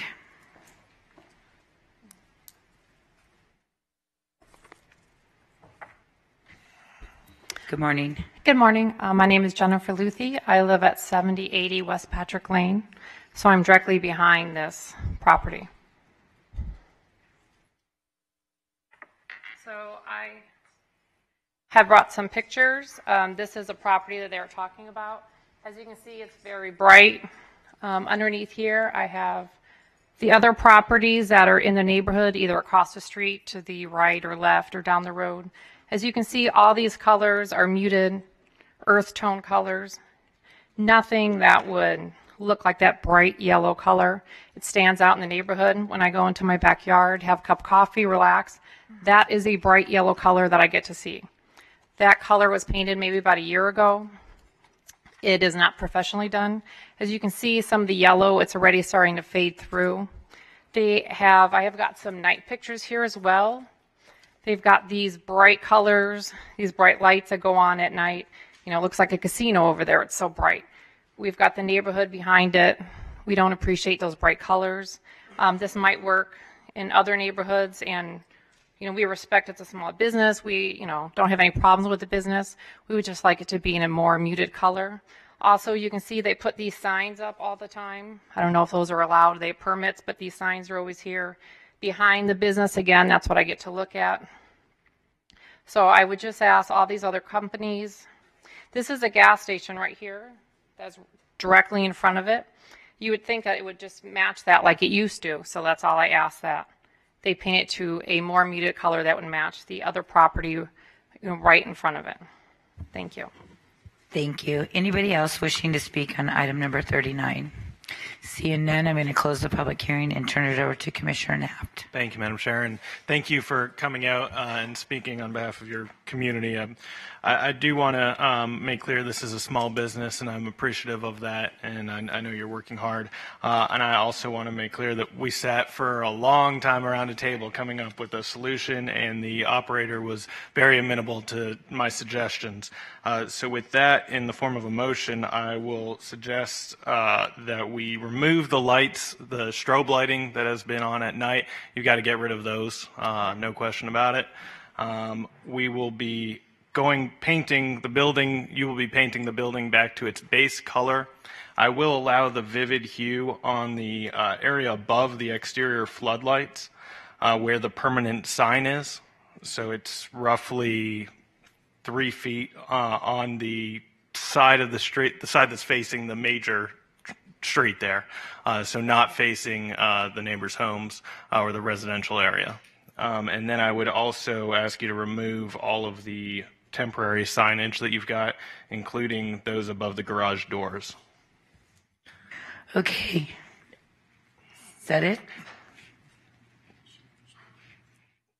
That's what I've got. Yep. Thank you. Okay, and you understand the conditions, ma'am? Okay. Commissioner Naft has made a motion to approve item number 39. Any further discussion? Seeing none, I'm going to entertain. Please cast your vote. Motion passes. Thank you. Thank you. Next are items 40 and 41, which can be heard together. Item 40, VS 1966, vacate and abandon easements of interest to Clark County located between Craig Road and Florine Avenue and between Butler Street and Bonita Vista Street alignment and portions of a right-of-way being Durango Drive located between Craig Road and Hickam Avenue within Lone Mountain. Item 41, WS 1965, waiver of development standards for the following: reduce setbacks, increase wall height, reduce net lot area. Design review for the following: a single-family residential development, finished grade on 15.1 acres in an RD suburban estates residential zone, generally located on the east and west sides of Durango Drive between Craig Road and the south side of Hickam Avenue within Lone Mountain. Good morning. Good morning, Mr. Gronauer. Good morning, Madam Chair, Commissioners. My name is Bob Gronauer, 1980 Festival Plaza Drive. I'm here representing D.R. Horton in this matter. I had a lot of items last night for the other home builder. Sorry. As you can take a look on the overhead here, we have approximately 15 acres of property highlighted. To the north of us is Craig Road, which splits the property. Here is Durango in the area here. We're coming in with 45 homes. The homes are going to be single-story homes, as you can see, as I'm showing you here. The home sizes are going to be anywhere from 2430 up to 2630. The home single story goes up to about 19 feet in height. This is one of these applications that started a long time ago. There was some assembly of some properties with the property owner. It started out with one of my other partners, Jennifer Lazovich, working with the property owner, and I'm here today closing it out with D.R. Horton with respect to the project itself. The waivers that are before you, we're asking for a front yard setback to allow us 10 feet to the house itself. The reason for that is so we have larger rear yards on the project itself or on the properties that we're proposing. The highlighted in yellow, I don't know if you could see it on the overhead, but in lots 2, 3, and 4, when we came in previously with the tentative map and the site plan, it did not call out that those were going to have some net square footages below the code requirements, and so we're coming in here with a cleanup item, and we're asking for in the pink area here, as I'm showing you in lots 1, 28, and 29 for some rear yard setbacks. That's with respect to the cul-de-sac in the area that we're proposing and trying to move the houses as closely as to the front of the setback that we can. That being said, we'd ask you to follow the if approved conditions as submitted, the application that's before you, and I can answer any other questions that you might have. Okay. Thank you. Does that complete your presentation? Yes, ma'am. Okay, this is a public hearing. Anybody wishing to speak on item 40, please come forward now and state your name for the record. Seeing none, I'm going to close the public hearing. And Commissioner Brown, this is your day today, I think. Thank you, Madam Chair. Move approval, items 40 and 41. Okay, Commissioner Brown has made a motion to approve items 40 and 41 subject to staff's recommendations. Any discussion? Seeing none, please cast your vote. Motion passes. Thank you. Thank you. Have a good day. Next is item 43, ZC 1959 zone change to classify 1 acre portion of a 5.4 acre parcel from RE Rural Estates Residential Zone to C1 Local Business Zone. Waiver of development standards for the following: reduce parking, reduce approach distance, reduce departure distance, reduce throat depth. Design reviews for the following: alternative parking lot landscaping, a shopping center generally located on the southeast corner of Windmill Lane and Rainbow Boulevard within Enterprise. Good morning. Good morning, Ali Kava, 6830 South Rainbow, on behalf of the applicant. This is a conforming zone change, and staff has recommended approval. The only modification we have made on the parking, we talked with staff and agreed to modify the number of parking from 10 down to 5. With that said, we respectfully ask you to follow staff's recommendation of approval. Okay. Does that complete your presentation? Yes. Okay, this is a public hearing. I'm going to go ahead and open the public hearing on item number 43. Anybody wishing to speak? And I can officially say good afternoon because it's 12:01. Linda West, 8296 West Ford Avenue. I live in the general area. There are several other places, one specifically like Durango and Warm Springs has a lot of restaurant type places. There is absolutely no parking in that place. The employees have to park across the street in the Vaughn's shopping center parking. And walk across and stuff. So I am totally against all this reduced parking because it ends up being a hardship later on, depending on which kind of businesses end up in those locations. So that's it. Thank you. Anybody else wishing to speak on this? I'll go ahead and close the public hearing and turn it over to Commissioner Jones. Thank you, Madam Chair. Thank you, Mr. Cave, for your presentation here today. You and I met earlier this week and talked about reduction of the size of the building, which would allow you additional space for additional parking spots. I want to make sure that I understand what you're saying here today. You're reducing the deficiency in parking spots, but also reducing the building size, which would in theory reduce the requirement for spots. We're not reducing the building size. We're reducing the number of parking that we're asking for a waiver from 10 down to 5. Okay. How are you doing that without reducing the building size? I guess we're reducing the size of the restaurant that we're going to be having. So originally we were applying for the 3,000 square foot restaurant, but with having only 5, we can only have about a 2,000 square foot restaurant. Okay. Understood. Yes. All right. Then I would make a motion to approve item number 43 with the applicant's commitment to or modification of the parking waiver request from 10 to 5 parking spaces that is deficient. And let's see. So approve the zone change, modification of waiver of development standards number 1 with regards to parking, approval of waiver of development standards number 2, 3, and 4, and denial of design review. Did you present design review? Yes, we okay. have. Okay. That's part of our application. I'm sorry. Okay. Then approval of design review. Thank you. Okay, you've heard the motion by Commissioner Jones. Are you, sir, I should ask, I apologize. Are you clear with the conditions? Yes. And you'll be reducing the restaurant space, right? Right. Okay. Yes. I just didn't hear that. Okay. Heard the motion made by Commissioner Jones. Any other discussion? Seeing none, please cast your vote.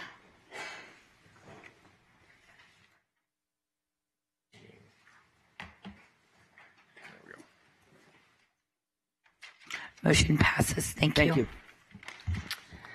Next are items 44, 45, and 46, which can be heard together. Item 44, ZC 1964, zone change to reclassify 5 acres from RE Rural Estates Residential Zone to R2 Medium Density Residential Zone. Waiver of development standards for alternative residential driveway geometrics, design review for single-family residential development generally located on the south side of Windmill Lane and the west side of Edmond Street within Enterprise.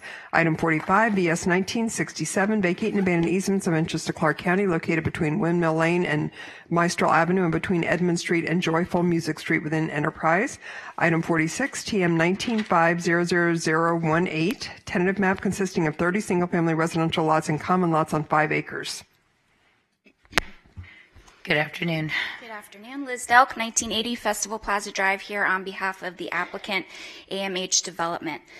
This property is 5 acres located along Windmill. You can see we are located in that buffer zone from Windmill. We are planned for residential suburban, which allows up to 8 units to the acre. We had a voluntary neighborhood meeting and presented a 30-lot subdivision to the neighbors. We have since revised that plan a little bit following that meeting, and we've sent revised plans to staff. One of the requests that was made by the neighbors was to match the R1 south border, which had a 20-foot intense landscape buffer. So we've shifted all of our homes up. We are now at 28 lots, and we've included that 20-foot landscape buffer. We've also removed our waiver request, so we are no longer requesting that driveway offset, which removes that waiver. That is the only portion of the application that staff was recommending denial on. Another issue that was brought up at town board was the request to have one-story homes along our western boundary, because that R1 development is a single story. These homes are actually built up by about 3 to 5.5 feet. They also have a wall that goes to about 11.5 feet. Our property will be approximately 2 feet lower than that. So once all is said and done, our homes will be anywhere from about 5 to 7.5 feet lower. We only have a maximum height of about 26 feet on our 2 stories, so that will bring us down in height with that change in the elevation. We do believe that because we are on that 100-foot right-of-way and we're stuck in between 2 very different lot sizes, developments, we believe that our lot sizes are a happy medium for both neighbors on either side of us, as well as the RNP to the south of us. I'm happy to answer any questions, and that concludes my presentation. Okay, thank you.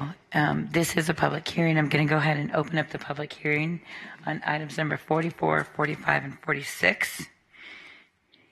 Good afternoon, sir. Good afternoon. My name is Lane Theriot, and I live at 8240 Edmond Street. I am kitty corner to this development. I did go around to some of my neighbors, and I did have a petition that we requested that this be given the same zone as the Bridlewood development. I would like to give you these petitions, if you'd like. There's 7 of them, copies, if you would please. Thank you.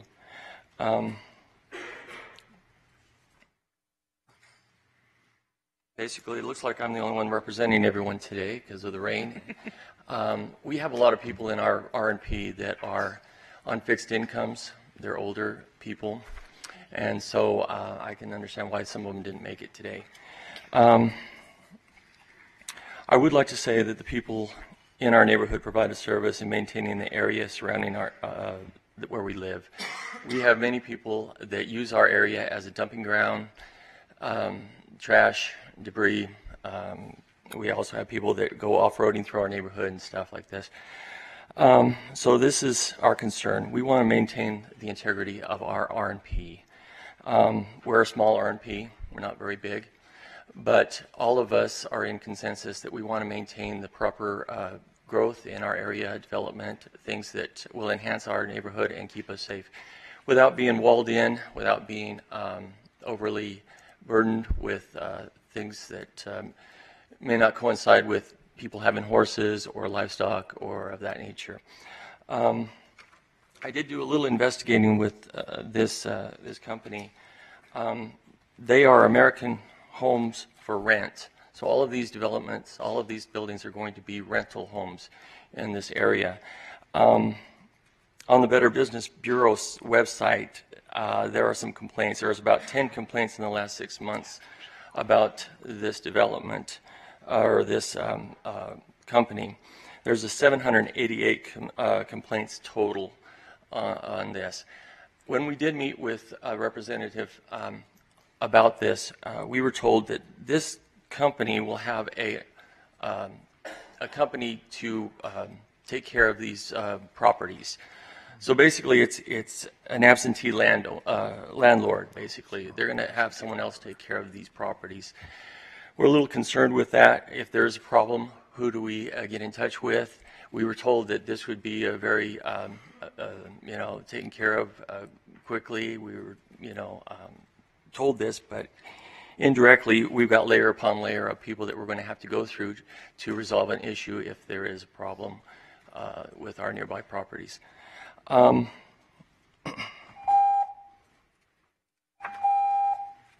would just like to say that we don't oppose growth in our area. We would like to see growth in our area, development. We just would like to see something that's more compatible with our RNP. I did also go around to the other neighborhood, Bridlewood and Pinecrest. They are also concerned with the height of this property being blocked in, especially Pinecrest, because they are 2-story already. So thank you for your time, and good afternoon. Thank you very much. We appreciate you representing all your neighbors. Is anybody else wishing to speak on this item? Seeing none, I'm going to go ahead and close the public hearing. And did you want to respond to any of his comments? Yes. One of the things that was brought up at the neighborhood meeting was the fact that there has been actual dumping and a lot of trucks parked on this property. Development will obviously take care of that. They won't be able to do that on this property. We did speak to Commissioner Jones about American Homes for Rent, so he is aware of the proposed developer coming in. They are a publicly traded company throughout the country, and they've been making their presence here in the valley known for the last couple of years now. Okay, Commissioner Jones. Thank you, Madam Chair. I appreciate the applicant's efforts to work with neighbors and address several of the concerns that were raised. Just for Mr. Therio, it's so that you understand, or at least this is my understanding, that there will not be multiple levels of issues in terms of contacting the developer. I know from my own personal experience and that of many of the other residents who have attempted to address issues with neighbors who don't do what they say they're going to do with absentee landlords, absentee homeowners. I think that the benefit of this particular site is all the backyards will be completed right out of the gate and will be maintained by the developer itself. And so I think that there is much more of a guarantee that this neighborhood will be maintained in the way it ought to be. And I think that the proposal is a good transition between the two existing neighborhoods there. I certainly understand from the rural neighborhood preservation perspective that this is obviously more development over there. But as I have said before, and as I will continue to say, I'm new here. I didn't approve the other zone changes that were made over there. I'm just in the position where I have to address the ones that are there now.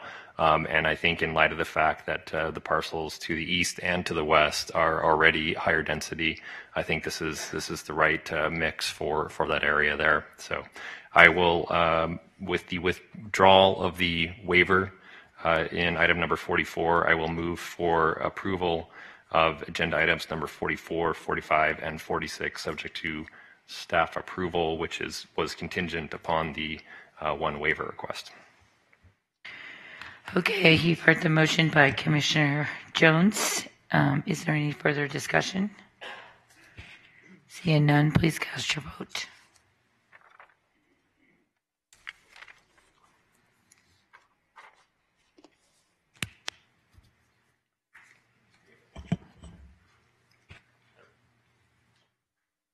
Motion passes. Thank you. Thank you. Next three items are plan amendments for Spring Valley. Item 47 is PA 187000001. Plan amendment to amend the existing land use category from BDRP Business and Design Research Park to CG Commercial General on 1.2 acres, generally located on the northwest corner of Rafael Rivera Way and Rainbow Boulevard within Spring Valley. For the board's information, Spring Valley Town Board recommended approval. Staff recommended approval, as did the Planning Commission. Good afternoon. Good afternoon, Commissioners. My name is Nima Kamasi, 8708 Spanish Ridge Avenue. Here on behalf of the owners, my wife and her uncle, here today requesting an update to the land use from BDRP to Commercial General, or C2. The subject parcel is located at the northwest corner of Rainbow and 215. If you look on the catty corner, there's the Arroyo Shopping Center, the car dealerships on the other corner, and then I believe a 7-Eleven and In-N-Out being developed on this intersection. The surrounding parcels are all zoned C2, so we'd like to update the master plan to CG so that eventually we'd be able to come in with a C2 zone change to match what's already existing on the surrounding parcels. Okay, does that complete your presentation? Yes, thank you. Okay, this is a public hearing. I'm going to go ahead and open the public hearing. Anybody wishing to speak on item 47? Seeing none, I'm going to go ahead and close the public hearing. Turn it over to Commissioner Naft. Thank you, Madam Chair. Given the approval by staff, Town Board, and Planning Commission, I'd move to approve. Okay, Commissioner Naft has made a motion to approve number 47. Any further discussion? Seeing none, please cast your vote. Motion passes. Thank you. Next is item 48, PA 187000002, plan amendment request to amend the existing land use category from RS Residential Suburban to RUC Residential Urban Center on 8.4 acres, generally located on the southeast corner of Sunset Road and Quarter Horse Lane within Spring Valley. Staff recommended approval. The Spring Valley Town Board and the Planning Commission recommended denial. Good morning. Good afternoon. Good afternoon, Madam Chair. Randy Black, Jr. here on behalf of the applicant, 10789 West Twain, Las Vegas 89134. I'd like to request that this item be held as it impacts the next couple of items that are coming up, and we've not had a chance to meet with Commissioner Jones based on scheduling conflicts with the owner's representative who lives here, since the current owners are a foreign representative or a foreign entity. Hey, let me first turn it over to Commissioner Jones.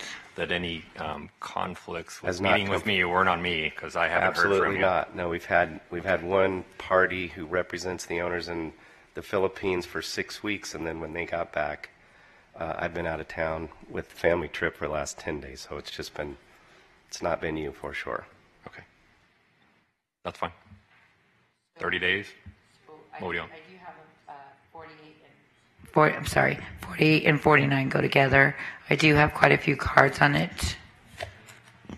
48 and 49 do not go together. I have people that want to speak. They're on adjacent both. to each other, but Right. they're separate applications. Right. So I do have several people that want to speak on both items. So are we just asking to hold 48, and I can allow people the opportunity to speak now? I think that makes sense. And I'll remain here for any questions if you need to follow up with the hard corner. The following two are the surrounding property. Can I ask while you're here, since I haven't had a chance to talk to you, have you met with any of the neighbors? Have you had a neighborhood meeting, any of that? We've been for the first two meetings with Town Board and Planning Commission. Oh, I understand that. My question was, have you met with any of the neighbors? Have you had a neighborhood meeting? No, I have not personally. Thank you.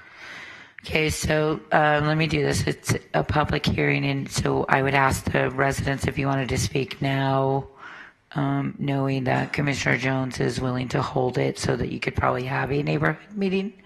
But it's up to you. If you want to speak now, you have sat through the whole meeting. So. Commissioner, can I interject as well?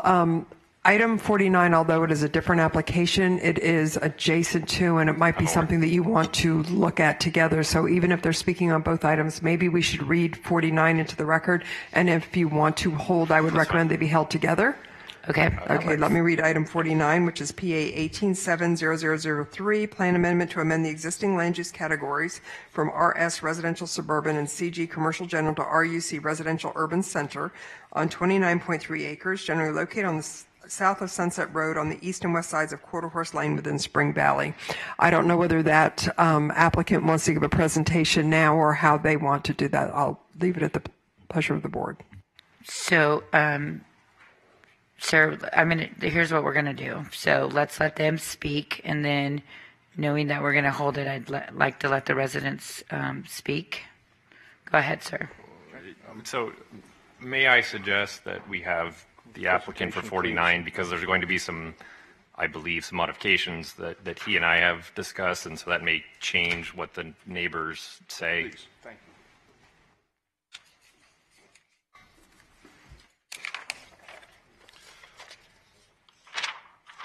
Go ahead, Mr. Cunningham. Good afternoon, Robert Cunningham, 6030 South Jones Boulevard.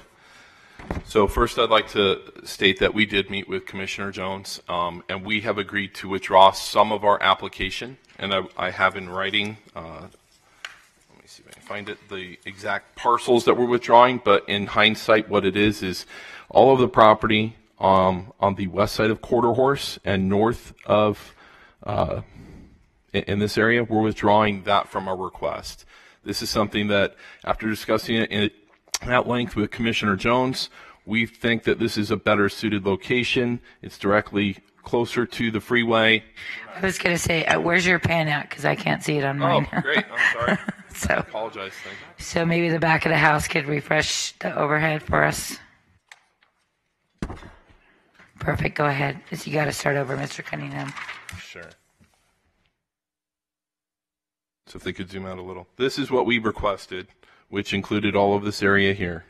We now are coming before you, withdrawing all of the requests for this portion after meeting with Commissioner Jones.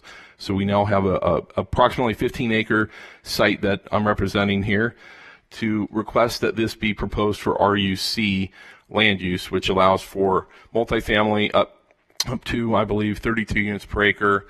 Granted, there's a lot of things that could be developed in that zone. We believe that this is appropriate as this is Sunset and the 215. There are IKEA and other stuff is right here. This is, if anywhere where you're going to have that kind of density, this is where it should be placed. When a zone change comes forward on this, all the appropriate buffering is built into Title 30, so your setbacks for buildings, for instance, the density limitations, any of that would come with the design review that would be placed before this board for approval ultimately. So with that, we believe this makes a lot of sense, and we've reduced the application at the request of the county commissioner. I know there's a lot of neighbors that are here. I'm going to keep my comments brief now, and hopefully I can reply to them later if you guys have further questions. Thank you. Okay, Commissioner Jones. And Mr. Cunningham, I wanted to clarify, we had spoken also about changing the density from RUC down to residential high, which would change the density substantially from 18 to 32 units to 8 to 18 units. Is the applicant making that also? That is what we had talked about. Okay, if that's what was my understanding, leaving the meeting that we had, that wasn't what was there. But if that's what your wishes are, we'll have no choice but to go forward and move forward with that. Okay. Well, I guess we'll hear from the residents and we'll have discussion. Okay.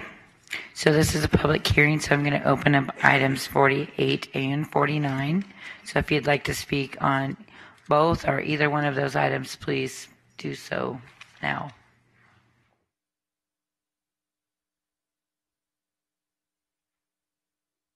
Absolutely. Thank you. My name is Mike Maloney. Live at 6790 Gold Yarrow, Las Vegas. I am a homeowner, a resident of 19 years, and also HOA president for the 205 house community, which immediately is on the west and south perimeter for a portion. On the map in pink is the proposed property. We do consider both of these being together, and the blue outline is our neighborhood community. We recognize that development in the area is a good thing. We are not opposed to development. We are opposed to this specific zoning change for the following reason. It's a significant variation from the Clark County Comprehensive Plan. As Mr. Jones, Commissioner Jones has already discussed with them, it's a 3-step jump, not a single step jump in the process. So they, on the entire property, they can today build up to 300 plus units on that acreage, which is as large or larger than any one of the yellow properties which have been built within the last 3 to 5 years since they've owned the property. And the only ones that they're not able to build bigger are the orange stickers on the map, and this zoning change would make it allowable for them to build bigger than any of the areas, any of the approved areas that have already been built, and even the uncommon area, which is a mixed use with 875 units coming just down the block. The Spring Valley Board and the Planning Commission were both opposed to this change, and our biggest, one of our biggest challenges is there's no plan submitted. They're requesting this change. All prior discussions today that I've heard have had a plan, and they have talked to the residents.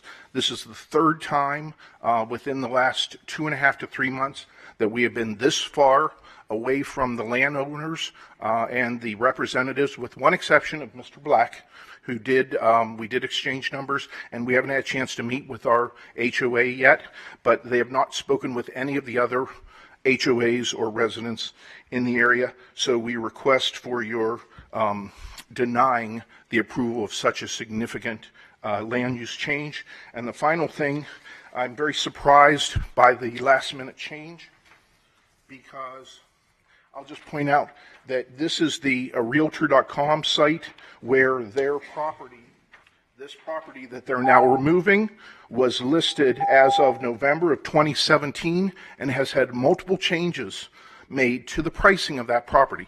So it's very frustrating, this last minute removal of that and trying to change the rules. Thank you. Thank you, sir. Anybody else wishing to speak on item 48 or 49? You can go ahead and come down, get in line.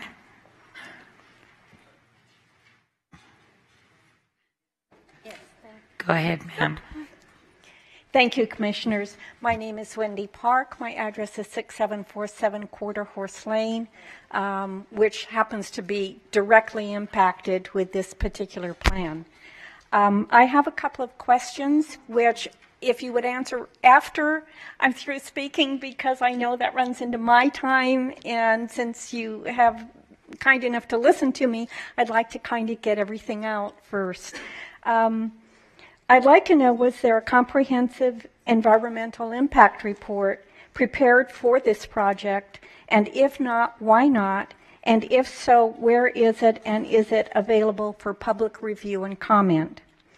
In the applicant's justification, it states that there is adequate transportation, recreation, utility, and other facilities in the area to accommodate higher densities permitted by the land use category. In most respects, notably transportation, that statement is inaccurate. We take transportation to include traffic flow expansion to support a maximum use of 268 mixed units. Quarter Horse Lane from Mall to Sunset is a very narrow, undivided two-lane road that does not even at the present time support drive time traffic from the school and park at Mall Quarter Horse intersection, and certainly not at the Quarter Horse Sunset dead end section, where backup of vehicles attempting to turn right from Quarter Horse to Sunset and to turn left off of Sunset onto Quarter Horse often consists of 5 to 8 vehicles each way. And traffic is impeded because of the fact that you're dealing with a one-lane road on Sunset traveling from west to east that is almost a continual line of traffic. If you're trying to make a left turn onto Quarter Horse, it's a real challenge. A consequence of the residential development to the southeast of these parcels has already exacerbated and compound the narrow Quarter Horse roadway to overcapacity, speeding, following too close, and other dangerous moving violation traffic issues. Adding the maximum number of units on these two parcels without significant redesign and reconstruction of Quarter Horse Lane, most notably at Sunset intersection, must be a major mitigation requirement.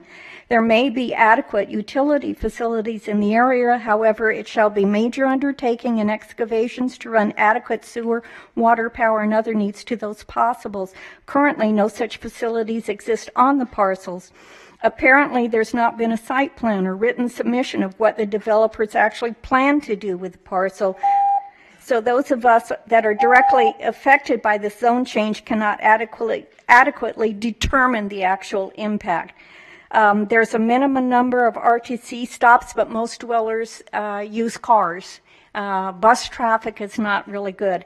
The last question I have for you is, has any staff member or the commission member or anybody actually visited the site and observed the limited access to the property? This request has been denied twice, and we would ask respectfully for you to consider doing the same now. Thank you. Thank you, ma'am. And I just want to point out for the residents that we do zone changes all the time, and they don't necessarily come with a design review, so that is well within our purview by state law. So Nancy, just because I don't want them to think that we're doing something that we're not within our purview to do. Right, and I want them to understand this is not a zone change. It's just changing the comprehensive plan. If they want to come in and do a zone change, they have to come back in with another application that would be a public hearing for a zone change. I guess my only comment to that is it sort of gives some free range to come up with anything. Okay, thank you. So anybody else wishing to speak? Go ahead, ma'am. Hi, my name is Jackie Hill. I live at 9285 Dames Rocket Place. I've lived in the development that I'm currently living in since there was literally nothing there except for 215. As you approached the development we're in, it was like a, what do you call that thing that comes out of the desert? Well, you know what I mean. Anyway, so the building that has increased exponentially has really been amazing to me. Anyway, the reasons why I was wanting to speak on rezoning to a higher density is the congestion. If you're trying to get out by way of Dapple Gray onto Sunset, the people that are coming from the hospital or from the medical center and want to get to 215 will turn right and then use Dapple Gray as a turnaround.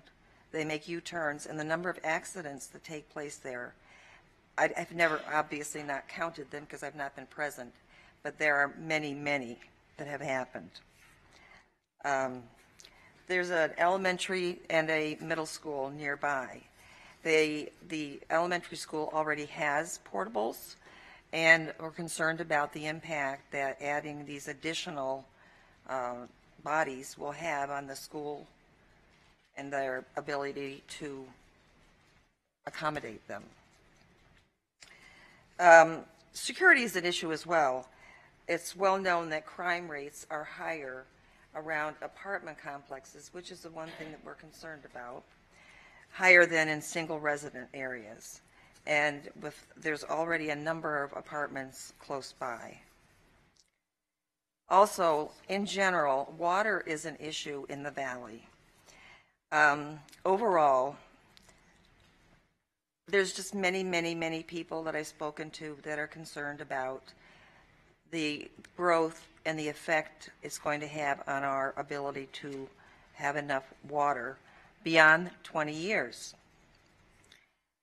Also, in the listing that Mike showed you, I kind of perked up at what it said, the Southwest is crazy, when they were describing the land that's up for sale. And it is. The building is like you drive down a street one day and the next day there's a new development going up, or a new building, or a new something. Having lived here for over 40 years and taught here for 36, No, if you could just wrap up your thoughts. I liked Las Vegas when I came here. It was little, it was friendly. I understand we're a tourist town, but I think that there's a time when we need to stop and look at what we have. What do we really need? Do we need all these new developments? Do we need more sports teams that the locals can't afford to go see? So I think maybe we should step back, take a deep breath, look around, and then make our decision. Thank you. Thank you. Good morning, or good afternoon. Hello, I'm George Link. I'm a resident at Century Homes community just to the south of the mall. I don't know if we're represented here today. I just decided to show up.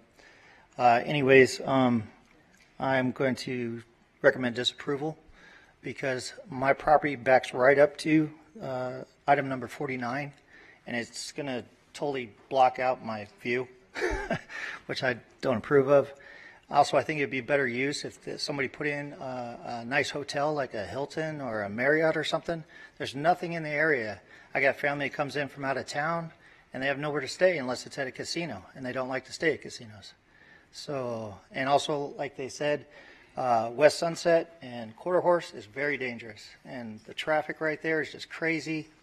I mean, you'd have to put in a stoplight or something there. You'd have to redo the whole road. I mean, it's hard to get out of there. My wife works at IKEA, and every day we almost get nailed. It's just crazy. So I don't know how putting more people in that small area is going to be beneficial to anybody, unless you just totally redo everything. So that's all I have. Thank you. We appreciate that. Yep, you're welcome. Go ahead, sir. Yes, hi. My name is Michael Rowland. I live at 6736 Pivot Point Street. It sounds like it's right in the same neighborhood as the previous gentleman. I recommend disapproval as well.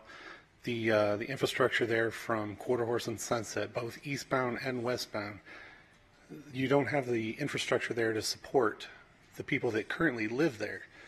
If you try to go eastbound on Sunset from Quarter Horse in the morning on your way to work, you could wait there 25 minutes. I have seen a line of cars from Sunset to Martin, which borders that property there. Coming home, I turn south on Quarter Horse from Sunset, and there are so many cars that there's not enough turn lane room. You're actually jutting out into the middle of traffic. You are then impeding all the cars behind you. I can't tell you the number of times I've almost been rear-ended. Also, the number of cars that are attempting to U-turn there, even though it says no U-turns, every morning and every evening I'm seeing cars U-turning there. So not only would I recommend not approving these requests, I would also say that currently, without any infrastructure changes, don't develop anything. We couldn't accommodate more homes, a hotel, apartments. We don't have it there. And I do recommend or agree with one of the sentiments that they're just in this general area, in this zip code, there are too many apartment complexes. I just think if you looked at our zip code versus other zip codes, we have a higher per capita in apartments than anyone else. That's all I got. Thank you. We appreciate that. Go ahead, sir. So my name is Lee Arriaga. I live on 6707 Stone Trace Street. It's adjacent to the one of those lands there on Martin, and I actually was one of the people that actually got rear-ended on that stretch of road here on trying to get home on Sunset, turning on Quarter Horse. So I'm actually agree with everything that the prior people that spoke up. You know, I was one of those people that got rear-ended. Also, I noticed that there's a cross on that same intersection that apparently a pedestrian got killed there. And my mom walks, she's a diabetic, so she walks to Southern Hills Hospital often because her doctor's there. And sometimes she takes a car, but most of the time she walks. So that's another one of my concerns, that if an apartment building or condominium was to be built here, there would be a lot more traffic and not enough road. The road is, the stretch of road that is there is very short. It's only a one lane road that becomes 3 lanes. And like other people have said before, traffic in the morning and usually at all times, there's a lot of traffic and it gets very dangerous to make any turns there. Thank you. We appreciate that. Yeah, of course. Ma'am. I'm Laura Holt Maloney at 6790 Goldero Street, and I'm in opposition to the land use change in our neighborhood. Contrary to what they say in their application, there are not adequate facilities in the area to accommodate higher densities. Changing to RUC would affect us negatively, economically and functionally. The surrounding neighborhood was zoned primarily residential suburban, and the neighborhood consists of small housing developments and some commercial general. We are already dealing with issues of heavy traffic, school overcrowding, and overcrowding in general here. A zoning change would not be consistent with, or I should say a land use change would not be consistent with the neighborhood, would result in significant overcrowding and overwhelm the neighborhood facilities exponentially. It would reduce our neighborhood property values. The owners of this property should have to build what they bought, just like everyone else who bought property in this neighborhood. I don't understand why they can't make a plan that conforms with the land use category.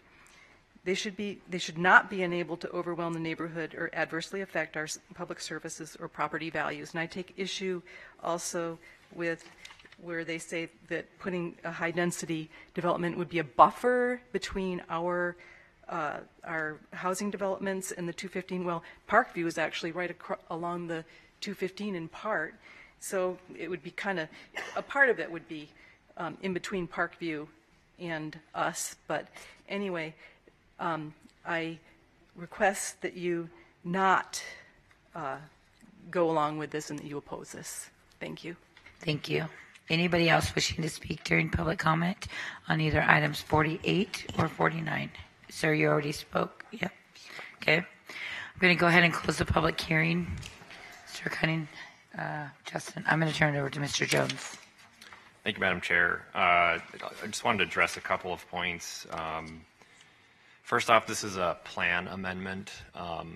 For the residents, I know that doesn't mean a whole lot unless you've been very involved in it. A plan amendment does not require the applicant to present a plan for what they're going to build. It is a very preliminary step. It doesn't require them to show how they would incorporate the infrastructure for the parcels. And so I do just want to make that clear, that even if this application were to be granted, that doesn't mean that they get to build something there. That is several steps down the road. With regards to the infrastructure, I'm very familiar with the intersection. I'm there on a regular basis. I was there last Friday for the Southern Hills Hospital expansion ribbon cutting ceremony. I lived off of Fort Apache for several years, so I'm well aware that that road is a mess. And I will definitely be having additional conversations with Public Works about why, when the Sunset Overpass was completed, they did not complete the road improvements to Fort Apache where they should have been completed, because I watched people make the U-turns on Quarter Horse.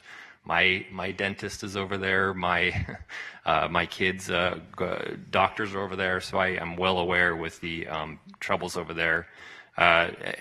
Addressing one of the other concerns about build what you bought, certainly something I understand, but I will tell you that it has less effect with me, and I assume some of my former commissioners, when it comes from people who are in communities that 2-3 years ago, Century Communities, for example, that had come in here and requested a change to the zoning, and you now live in those communities. I don't think that Century community ever should have been approved. I don't think it's appropriate to put residential like that right up against a freeway. But again, as some of you heard before, what's done is done, and so we have to move forward. For today, Mr. Cunningham, it sounds like there must have been some disagreement as to what happened when you and I met the other day. And so I'm going to recommend holding both 48 and 49 so we can clarify that. Okay. Is there a time certain, or how do you want to do that? Well, Mr. Cunningham, would you like to come back in 2 weeks when there are 23 other plan amendments, or would you like to come back later? I think a month would be appropriate, personally, but okay, that's just my 2 cents. A month? Okay. I would say a month. Nancy? I would hold then 48, 49, and 50 as well, because that is the resolution, since we don't have all three approved. So those three would be held for 30 days. Okay, you've heard the motion from Commissioner Jones to hold items 48, 49, and 50. Any further discussion? Seeing none, please cast your vote.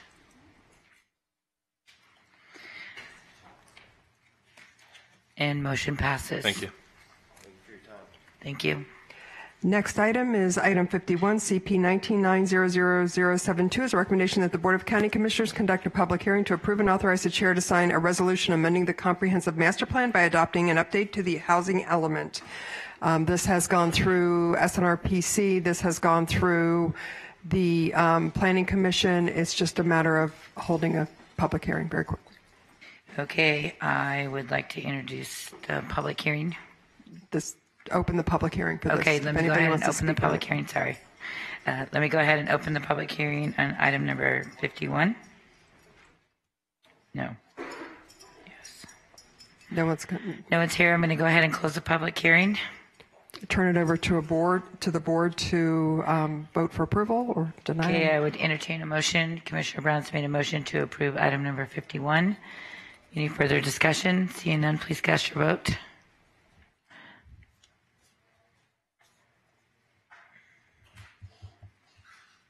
Motion passes. Item 53 is an ordinance for introduction. We request this be set for March 20th, 2019. This is ordinance 19-90027. Recommendation that the Board of County Commissioners introduce an ordinance to consider adoption of development agreement with Ryland Homes, Nevada LLC for a residential subdivision, Las Vegas Boulevard and Barbara Phase 2. Okay, I introduce the ordinance for a public hearing on March 20th, you said? 20th, 2019. And 2019. Item 54 is ordinance for introduction. Ordinance 19-90029 is a recommendation that the Board of County Commissioners introduce an ordinance to consider adoption of a development agreement with Greystone Nevada LLC for a residential subdivision, Las Vegas Boulevard and Barbara Phase 1. We request this be set for public hearing for March 20th, 2019. Okay, I introduce the ordinance for a public hearing on March 20th, 2019. Item 55 is an ordinance for introduction. Ordinance 19-90036 is a recommendation that the Board of County Commissioners introduce an ordinance to consider adoption of development agreement with LH Ventures LLC for a residential subdivision, Rainbow Cougar Unit 3. We request this be set for public hearing for March 20th, 2019. Okay, I introduce the ordinance for a public hearing on March 20th, 2019. The next two items are ordinances for public hearing. Item 56, ordinance 18-900-856 is a recommendation that the Board of County Commissioners conduct a public hearing on an ordinance to consider adoption of a development agreement with Blue Diamond Decatur Plaza LLC. Okay, this is a public hearing. I'm going to go ahead and open up the public hearing. Anybody wishing to speak on item 56? Seeing none, I'm going to go ahead and close the public hearing. Commissioner Jones, want to make a motion? Move for approval. Commissioner Jones has moved for approval on item number 56. Any further discussion, please cast your vote.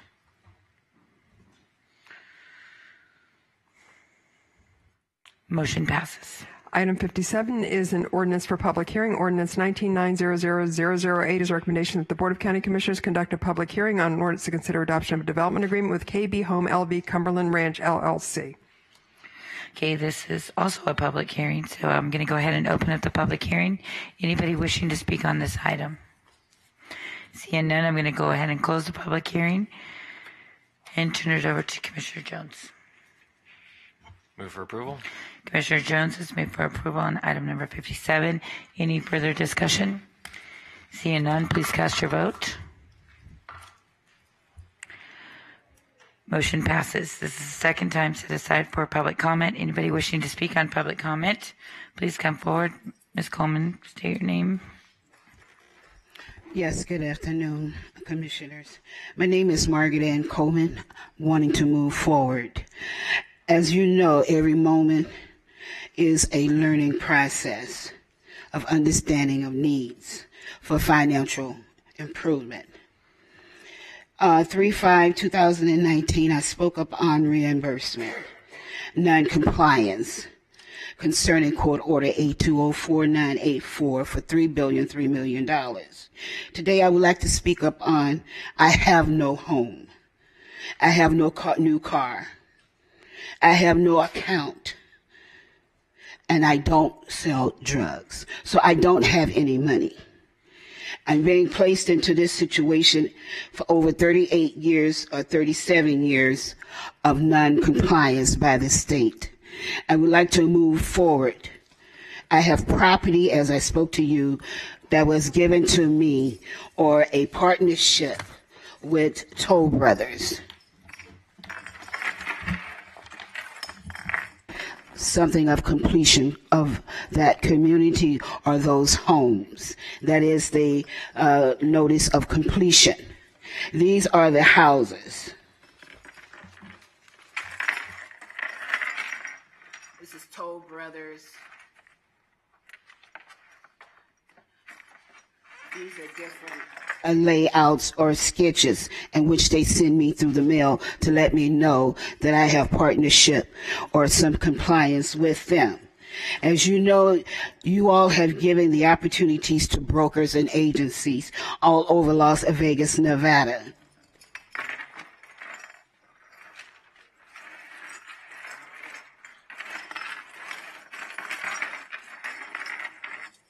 These real estate brokers have also committed a violation against me and my financial situation. You all believe in Shannon Hughes funding pro-tune. Mine is annum pro-tune. And that means pay me now as then as now. My money is important to me to make my own self-living arrangements. And I'm ready to go forward. I'm needing keys to these homes if you have guidance and you have knowledge of where I can get them so I can move in. My daughter is at a lost stage. My son is has no hope. I definitely don't have any hope. And this has been going on for 38 years with Shannon Hughes and her fun pro-tune network, the Hughes. This is concerning the Colemans at this particular time.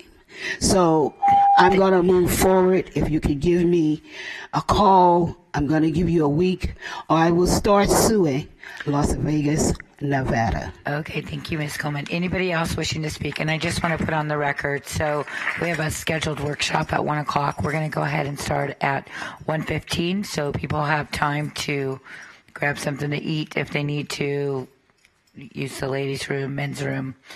So I just wanted to put that out there, 1:15. Yes? Yes, my name is Ed Yulin. I don't intend to take your time away from your other meeting and all the things that you have to do. But a game changer occurred today that is very much related to the comments by particularly Commissioner Jones about the crazy development that we've had, that previous commissions have created in the county, which is a development model of sprawl, of just spreading out. Today, a game changer occurred in the press conference of the people mover of the convention center. The company that was selected to do the people mover underground, where it'll take traffic and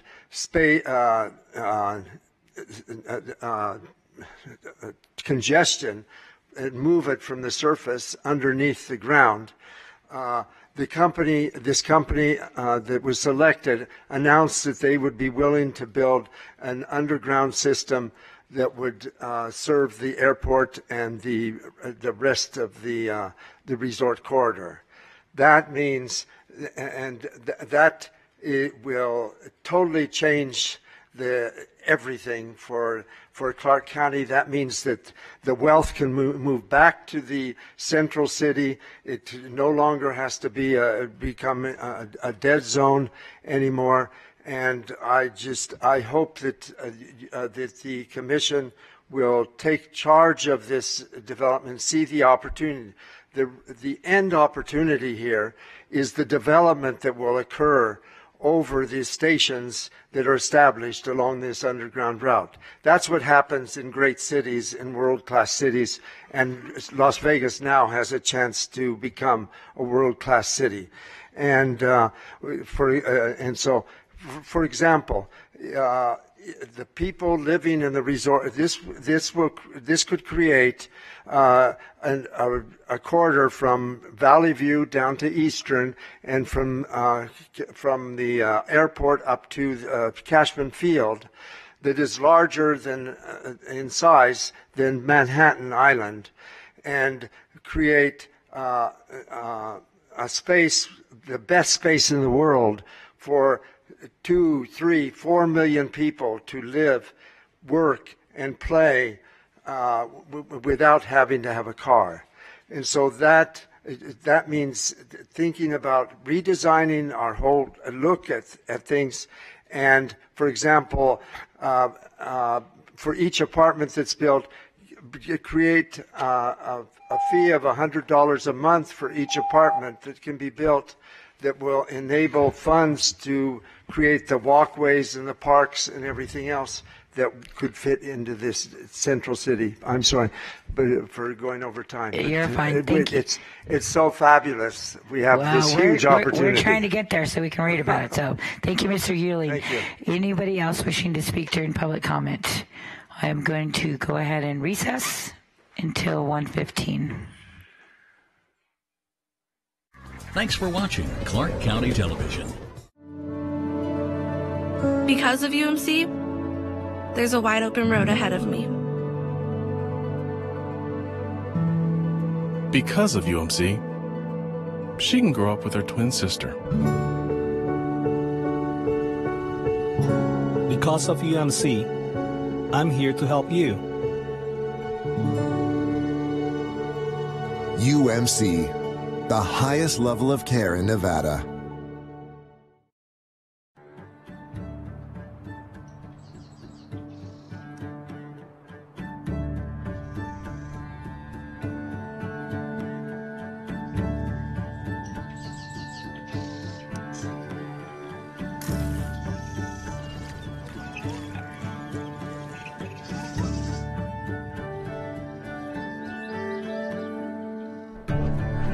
The Clark County Wetlands Park offers thousands of acres for your recreation, learning, and enjoyment right here in Las Vegas. There's something in us that needs nature. We can't just hope that people will drive hundreds of miles to go see something wild. We have to have nearby nature where people live in their everyday lives. Visit to experience the diverse landscapes of the park. From sweeping desert vistas to lush aquatic wetlands.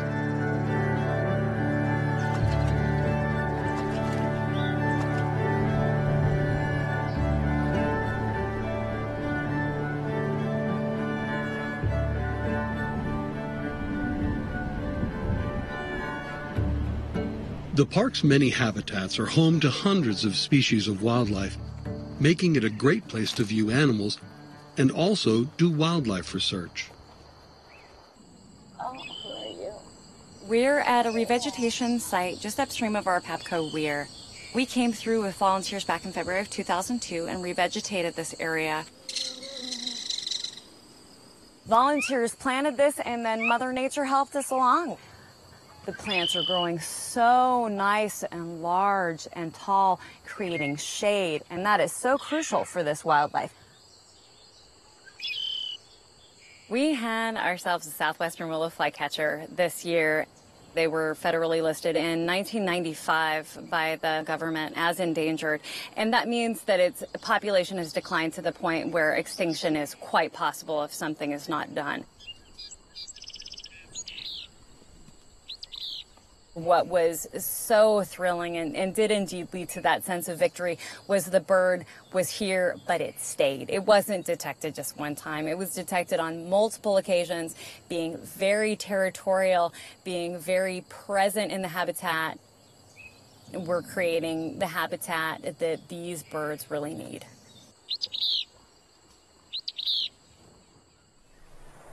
Some animals are a bit trickier than others to study. Bats are very difficult to study. They fly at night, and it's almost impossible to follow them around and get really any good ecological behavioral observations. This is an osbat harp trap.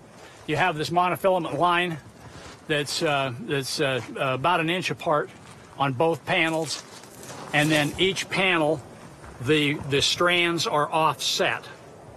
They'll come along, they know they can negotiate this, they'll fly up, and they actually turn sideways and fly through the strand. They're perceiving this, but they're not really perceiving this second panel. So they'll get through, and then they bank right back up to continue flight, and now they're stuck in between these two panels. And so they'll flutter down and slide into the bag. We have 17 species in the wash, and 3 that we normally find when we're doing capturing are pallid bats, pipistrelles, which are the smallest bat in North America, and Mexican free-tailed. This is the bat detector right here, the broadband microphone that picks up the bat signals. We use sound to visually determine what the species are. You see my fingers doing this. The dry skin is rubbing. We don't hear anything. But we're producing ultrasounds, much like a bat's call. This has allowed us to now come out in the open without ever touching a bat. Well, there's a lot of things that we can find out from this technology. Well, I've seen a few flying over the top of us. Yep. That is a Yuma myotis, one of the little mouse-eared bats. And this particular fellow lives along these areas where there are bodies of water. There we go. There's a pallet again. Bats are the most interesting animal that I've ever studied. If you want to know everything about a given species, do 1 year of study. You'll know everything. You have your 4 seasons. If you go out and do a second year of study, you find out you know very little.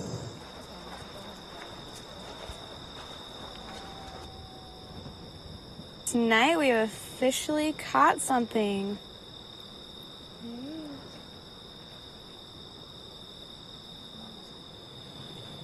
All right, so determine his sex. He's a male. He's an adult. From here, we'll go and key the bat out using all of their special characteristics. Their ears, their tragus, their calcar, their forearm length, their hind foot length. And that will indicate what kind of species this is. The intensity of activity, the numbers of apparent individuals that are out here within each species seems to have increased dramatically. Basing on all these characteristics, he has a forearm that's less than 40 millimeters, he has an ear length that's less than 20 millimeters, and he has a bald-looking face. So this is a Yuma myotis.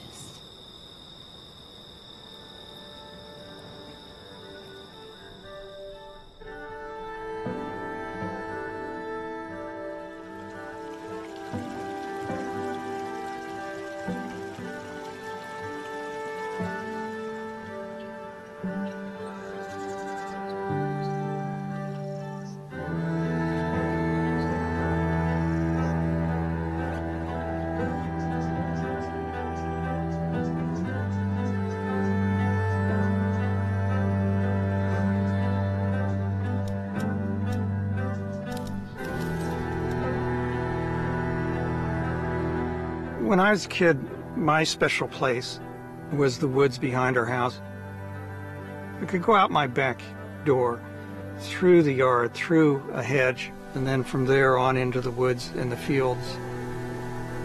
I spent much of my boyhood in those woods. And I found something large. All spiritual life begins with a sense of wonder. What is one of our first experiences of that awe? I think it's when perhaps we're at the edge of nature and when we crawl through the grass to where the weeds and the trees, the cacti begin. And we turn over a rock and we find for the first time that we are not alone in the universe.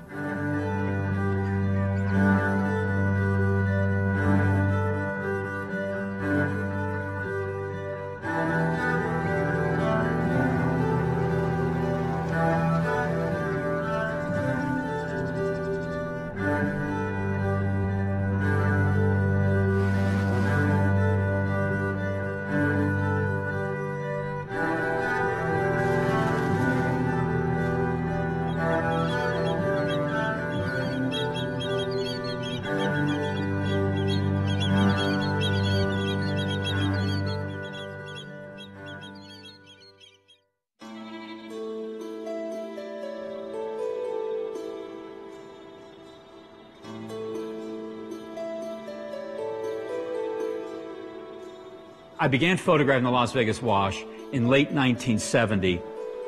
When you were in the Las Vegas Wash, even though you could see Las Vegas, you felt like you were a million miles from anywhere. It had its own odors, its own scent, the smell of the creosote in the morning. That sense of isolation and wildness that I greatly appreciated. More people for the longest time thought of the Wash as a dumping ground rather than as a place of getting back to nature. I mean, think of the term wash as in to get rid of anything you don't want anymore, to wash my hands, to be done with.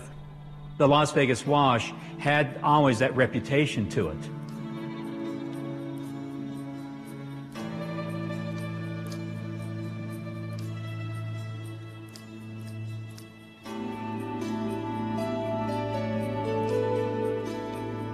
My interest as an artist is how we humanize landscapes.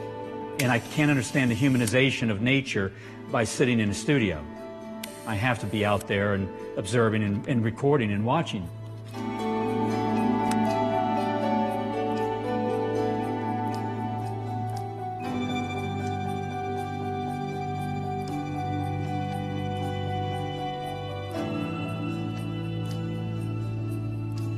The 5th century Taoist poet Zhuangzi, who said, "The sound of the water says what I think." And I think that's pretty profound, as simple a statement as it is. Water speaks to a part of the human imagination about things never change. But within that, things are always changing. So it's always the same wash, but it never is. It's always a different wash. The change of the Las Vegas wash is something that has a profound effect on the quality of life in this town.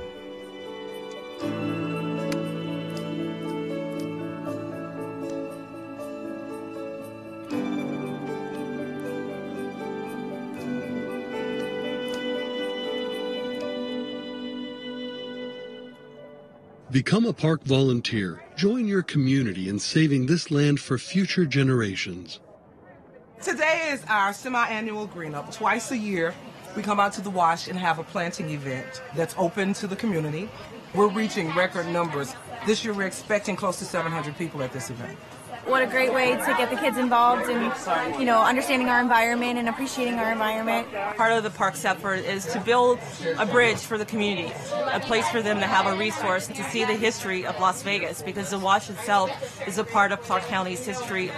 It's important that you have stewardship. And so we think by getting the community involved, that's exactly what we're doing. We're getting them vested in this project so that it can last for generations. We're going to take these out and stage them by red flag, so grab 2 at a time. That wasn't so graceful.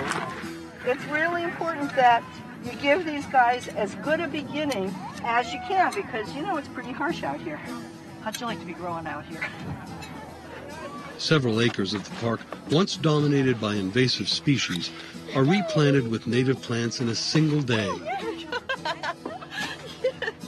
I'm here with a group. It's called Las Vegas Kids for Saving the Air.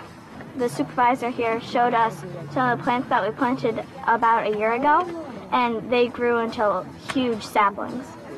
And you can't live without trees and nature because of the greenhouse gases. Trees help with giving you oxygen, and you need oxygen to live. I want to come back here next year and see if I can find any of the plants that we planted. It would just be really awesome. It makes me proud to think that we planted all these trees.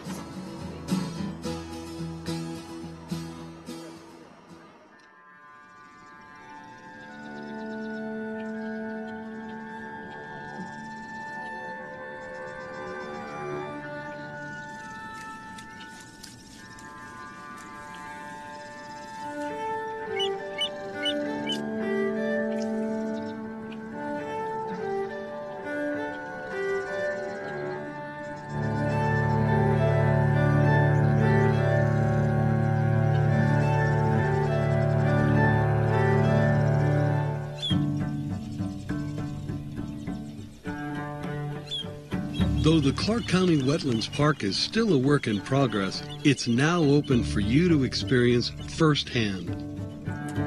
A big, bright, glorious flower like this would be an insect-pollinated flower, and it's got a big open... Experience the park in a deeper way by joining a guided tour. Learn about the abundant flora and fauna of these desert wetlands. The Wetlands Park offers education appropriate for all ages, including outdoor classes to engage kids and teens in science and the natural world. So if we're looking for a spider, what maybe would you look for? He's right there. Oh, and now he's finally got the zigzag there. Do you see that guy?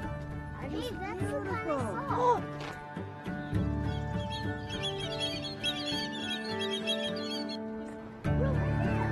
That right there is a Gambel's quail. We know that kids learn better when they are outside. They learn to write better. They learn history better. They learn better when they are using all of their senses at the same time. We're hardwired to need the beauty and the immersion in nature. One of the great importances of urban parks is that they provide that nearby nature.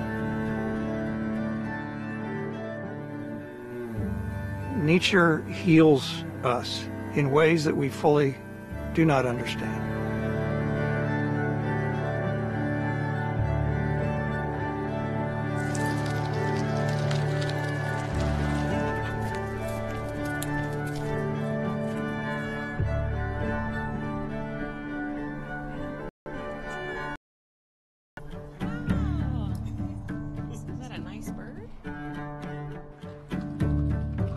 Explore the park.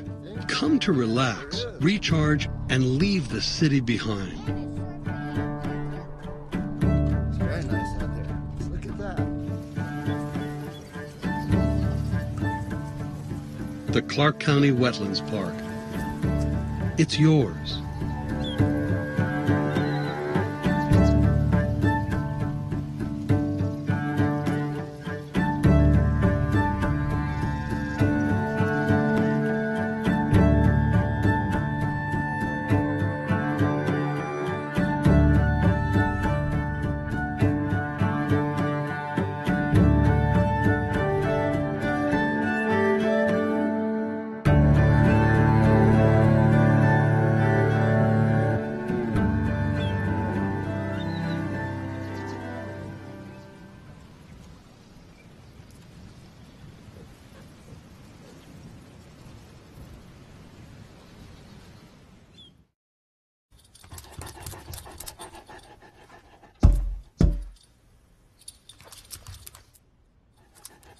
There's a shelter pet who wants to meet you.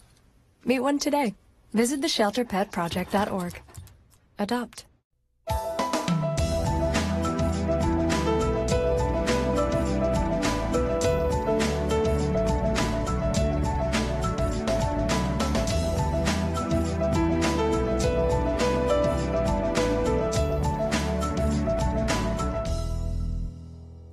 You may be surprised to know that the right to vote was not the most important issue when the women's rights movement began in 1848.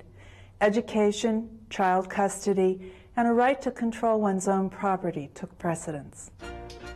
When the United States became a nation, adult women did not possess individual political rights.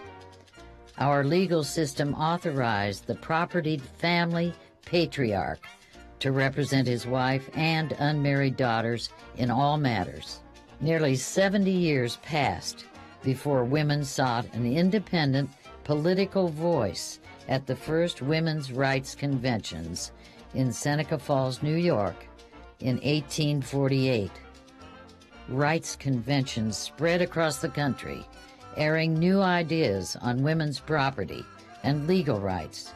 This reform arrived in Nevada with the pioneering transcontinental travelers. The Nevada Constitution, accepted in 1864, gave the right to vote only to white men.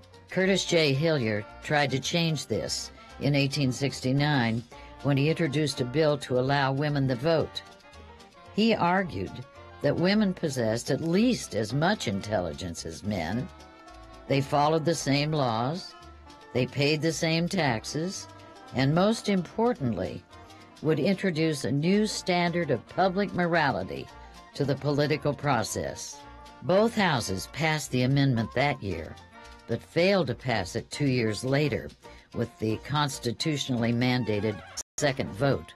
40 years passed before the suffrage issue once again spurred a movement in the state of Nevada.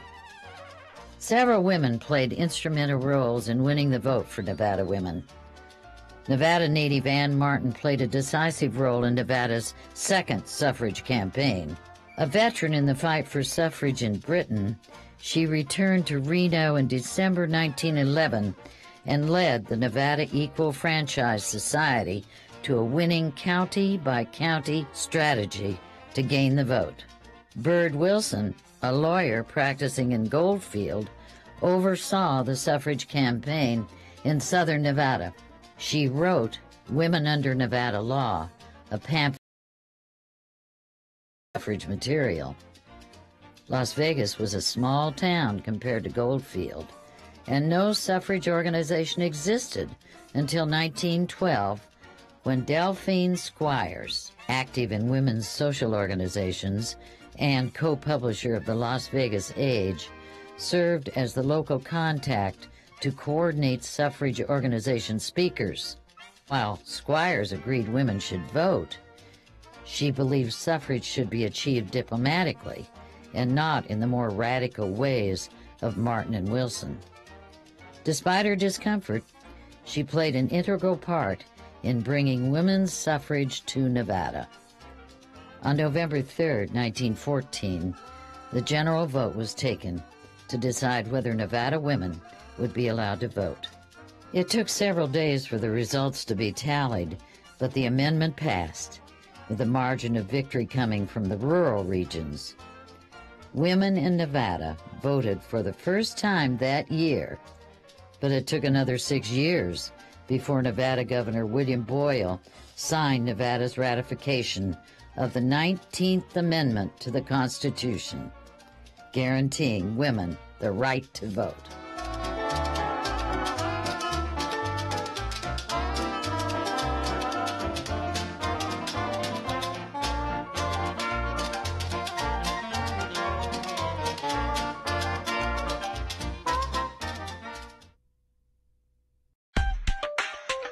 Happy Chinese New Year, Gong Hei, Fat Joy. He's Commissioner Justin Jones, and coming up on our next In Your Neighborhood, we're here at the Las Vegas Chinatown Plaza talking District F issues, Chinatown issues, and county issues. Our community, our home, Clark County, Nevada. Thanks for watching Clark County Television, the best access to your local government. It's the one place in Las Vegas where National Geographic shares their global experience with our local adventurers. We've got camps for all the kids. We see why home has always meant Nevada. And there are many more stories at the Springs Preserve, where all that matters is what's elemental.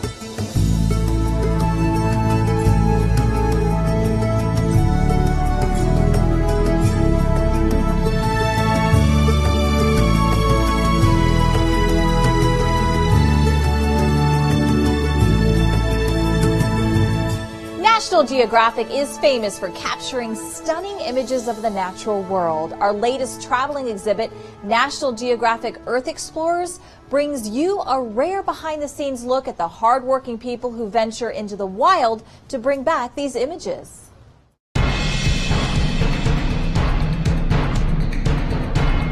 I like how this exhibit puts people in the shoes of the explorers. Everything from just how do you get to a place to what you're actually doing there, some of the dangers that you might face getting there. It makes the science fun and exciting, and kind of shows us that it's actual humans and people who are going out there and getting these amazing photographs and this amazing video. It doesn't take itself. People risk life and limb to capture extreme environments on film. National Geographic Earth Explorers tells the story of how they reach these places by putting you right in the explorer's car. People can sit in different vehicles like the explorers would, and stand in a hot air balloon. There's some augmented reality exhibits with this, so that will be kind of a fun, different way for people to interact with the exhibit. All really exciting, full body physical experience. This exhibit covers exploration of 6 different regions around the Earth: oceans, mountains, caves, savannas, rainforests, and polar zones. Younger kids are going to get a lot of play in this exhibit. Guests will learn about the science that happens at these different field stations and how do you do experiments in the middle of the rainforest. And so they'll get more into the kind of the scientific concepts while also having the opportunity to play and to run around and put their hands on things and really get into the experience.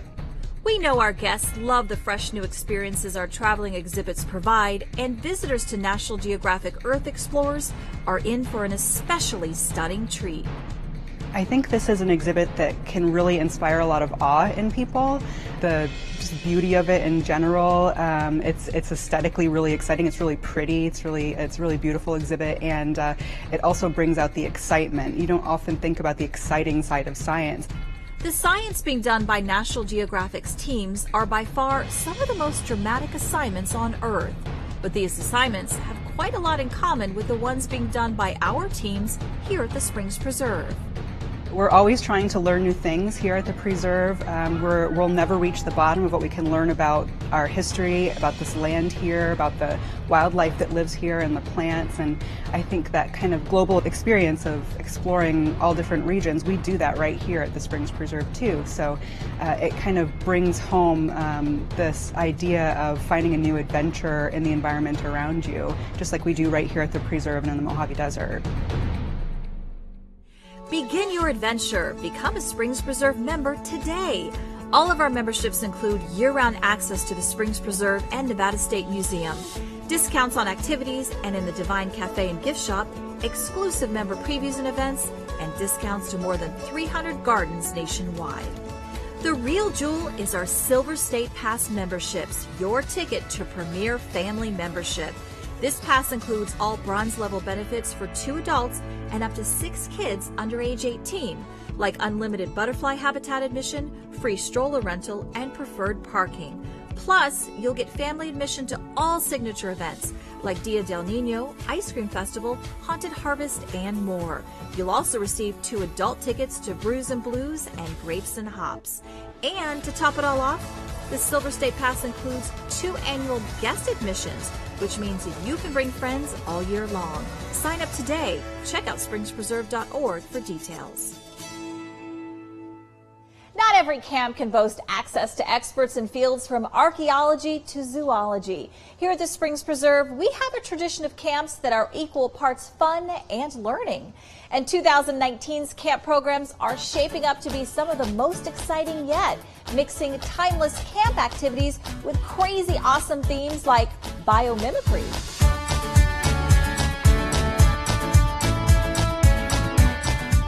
So this year's theme for Spring Break Camp is Eureka! Inspired by the wild. And it's all about biomimicry. So that's the idea that scientists, engineers, designers look to nature for inspiration. Maybe that's how leeches caused you to have better laundry detergent, or how mushrooms will help us survive on Mars, or even how the Springs Preserve itself, the architecture was inspired by the desert animals around us. It's going to be really cool, and we have some special ideas up our sleeves. How do they come up with this stuff?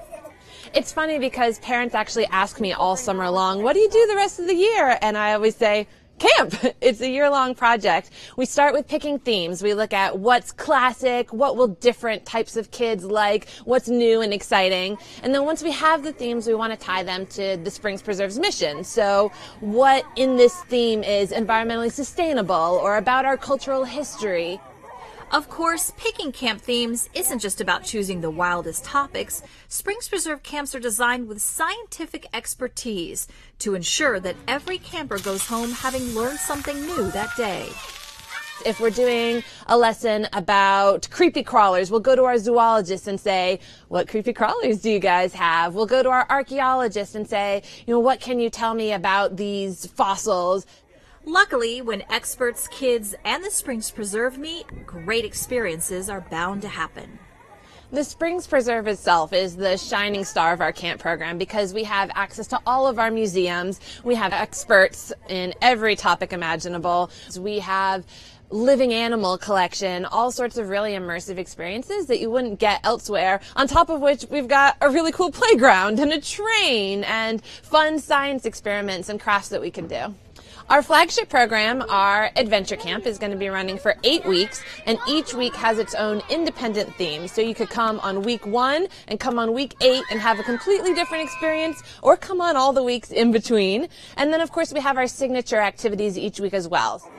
And with our 2 newest programs, Summer STEM Retreat and Springs Preserve Junior, there's a fun time in store for every camper in your crew. I'm actually really excited about our new programs this year. We're going to be expanding to what we call Springs Preserve Junior, and that's going to be for 3 weeks this summer, and it's exclusively for 5-year-olds. So they'll get to do all the fun stuff that the bigger kids can do, see the museums, see the animals, go to the pool, but we'll have some special activities that are just right up their alley, story times, snack times, and just a lot of cool learning for our little friends. Our other new program was created by popular demand for aspiring young scientists who couldn't get enough Springs Preserve summer camp. We have a lot of campers that hit that 11-year mark and still want to come to camp. So the very last week of camp, we're doing what we call the Summer STEM Retreat, and that's for ages 12 to 14. And it's going to be a really immersive, hands-on experience of all the cool careers here at the Springs Preserve. So you get to walk in the footprints of our zoologists or dig down in the dirt with our archaeologists and really get to see the cool science and engineering that we have in day-to-day life here. No matter which program you choose, curious kids of any age are sure to love the hands-on activities and fun the Springs Preserve has created just for them. There's no other place that I can think of in Las Vegas where you have that intersection of history, sustainability, hands-on science, expertise, and it's going to make for once-in-a-lifetime camp memories. Get ready to celebrate young artists from our community. The Springs Preserve is proud to once again host the prestigious Scholastic Art and Writing Awards. Dating back to 1923, these awards are the nation's longest-running recognition program for creative teens. As part of the exhibition, the patio gallery will be packed wall-to-wall with exciting paintings, sculptures, and writings submitted by talented youth from all across Southern Nevada. Thousands of submissions compete for a dozen juried prizes and a chance at national recognition. And with so many remarkable entries, you're sure to find something that wins you over. The collection is on display from January 27th through March 31st and is always well attended, so be sure to check out springspreserve.org for more information today. You won't want to miss it. Infernal heat, impenetrable caliche, and arid soil make it notoriously difficult to grow anything in the ground of Las Vegas.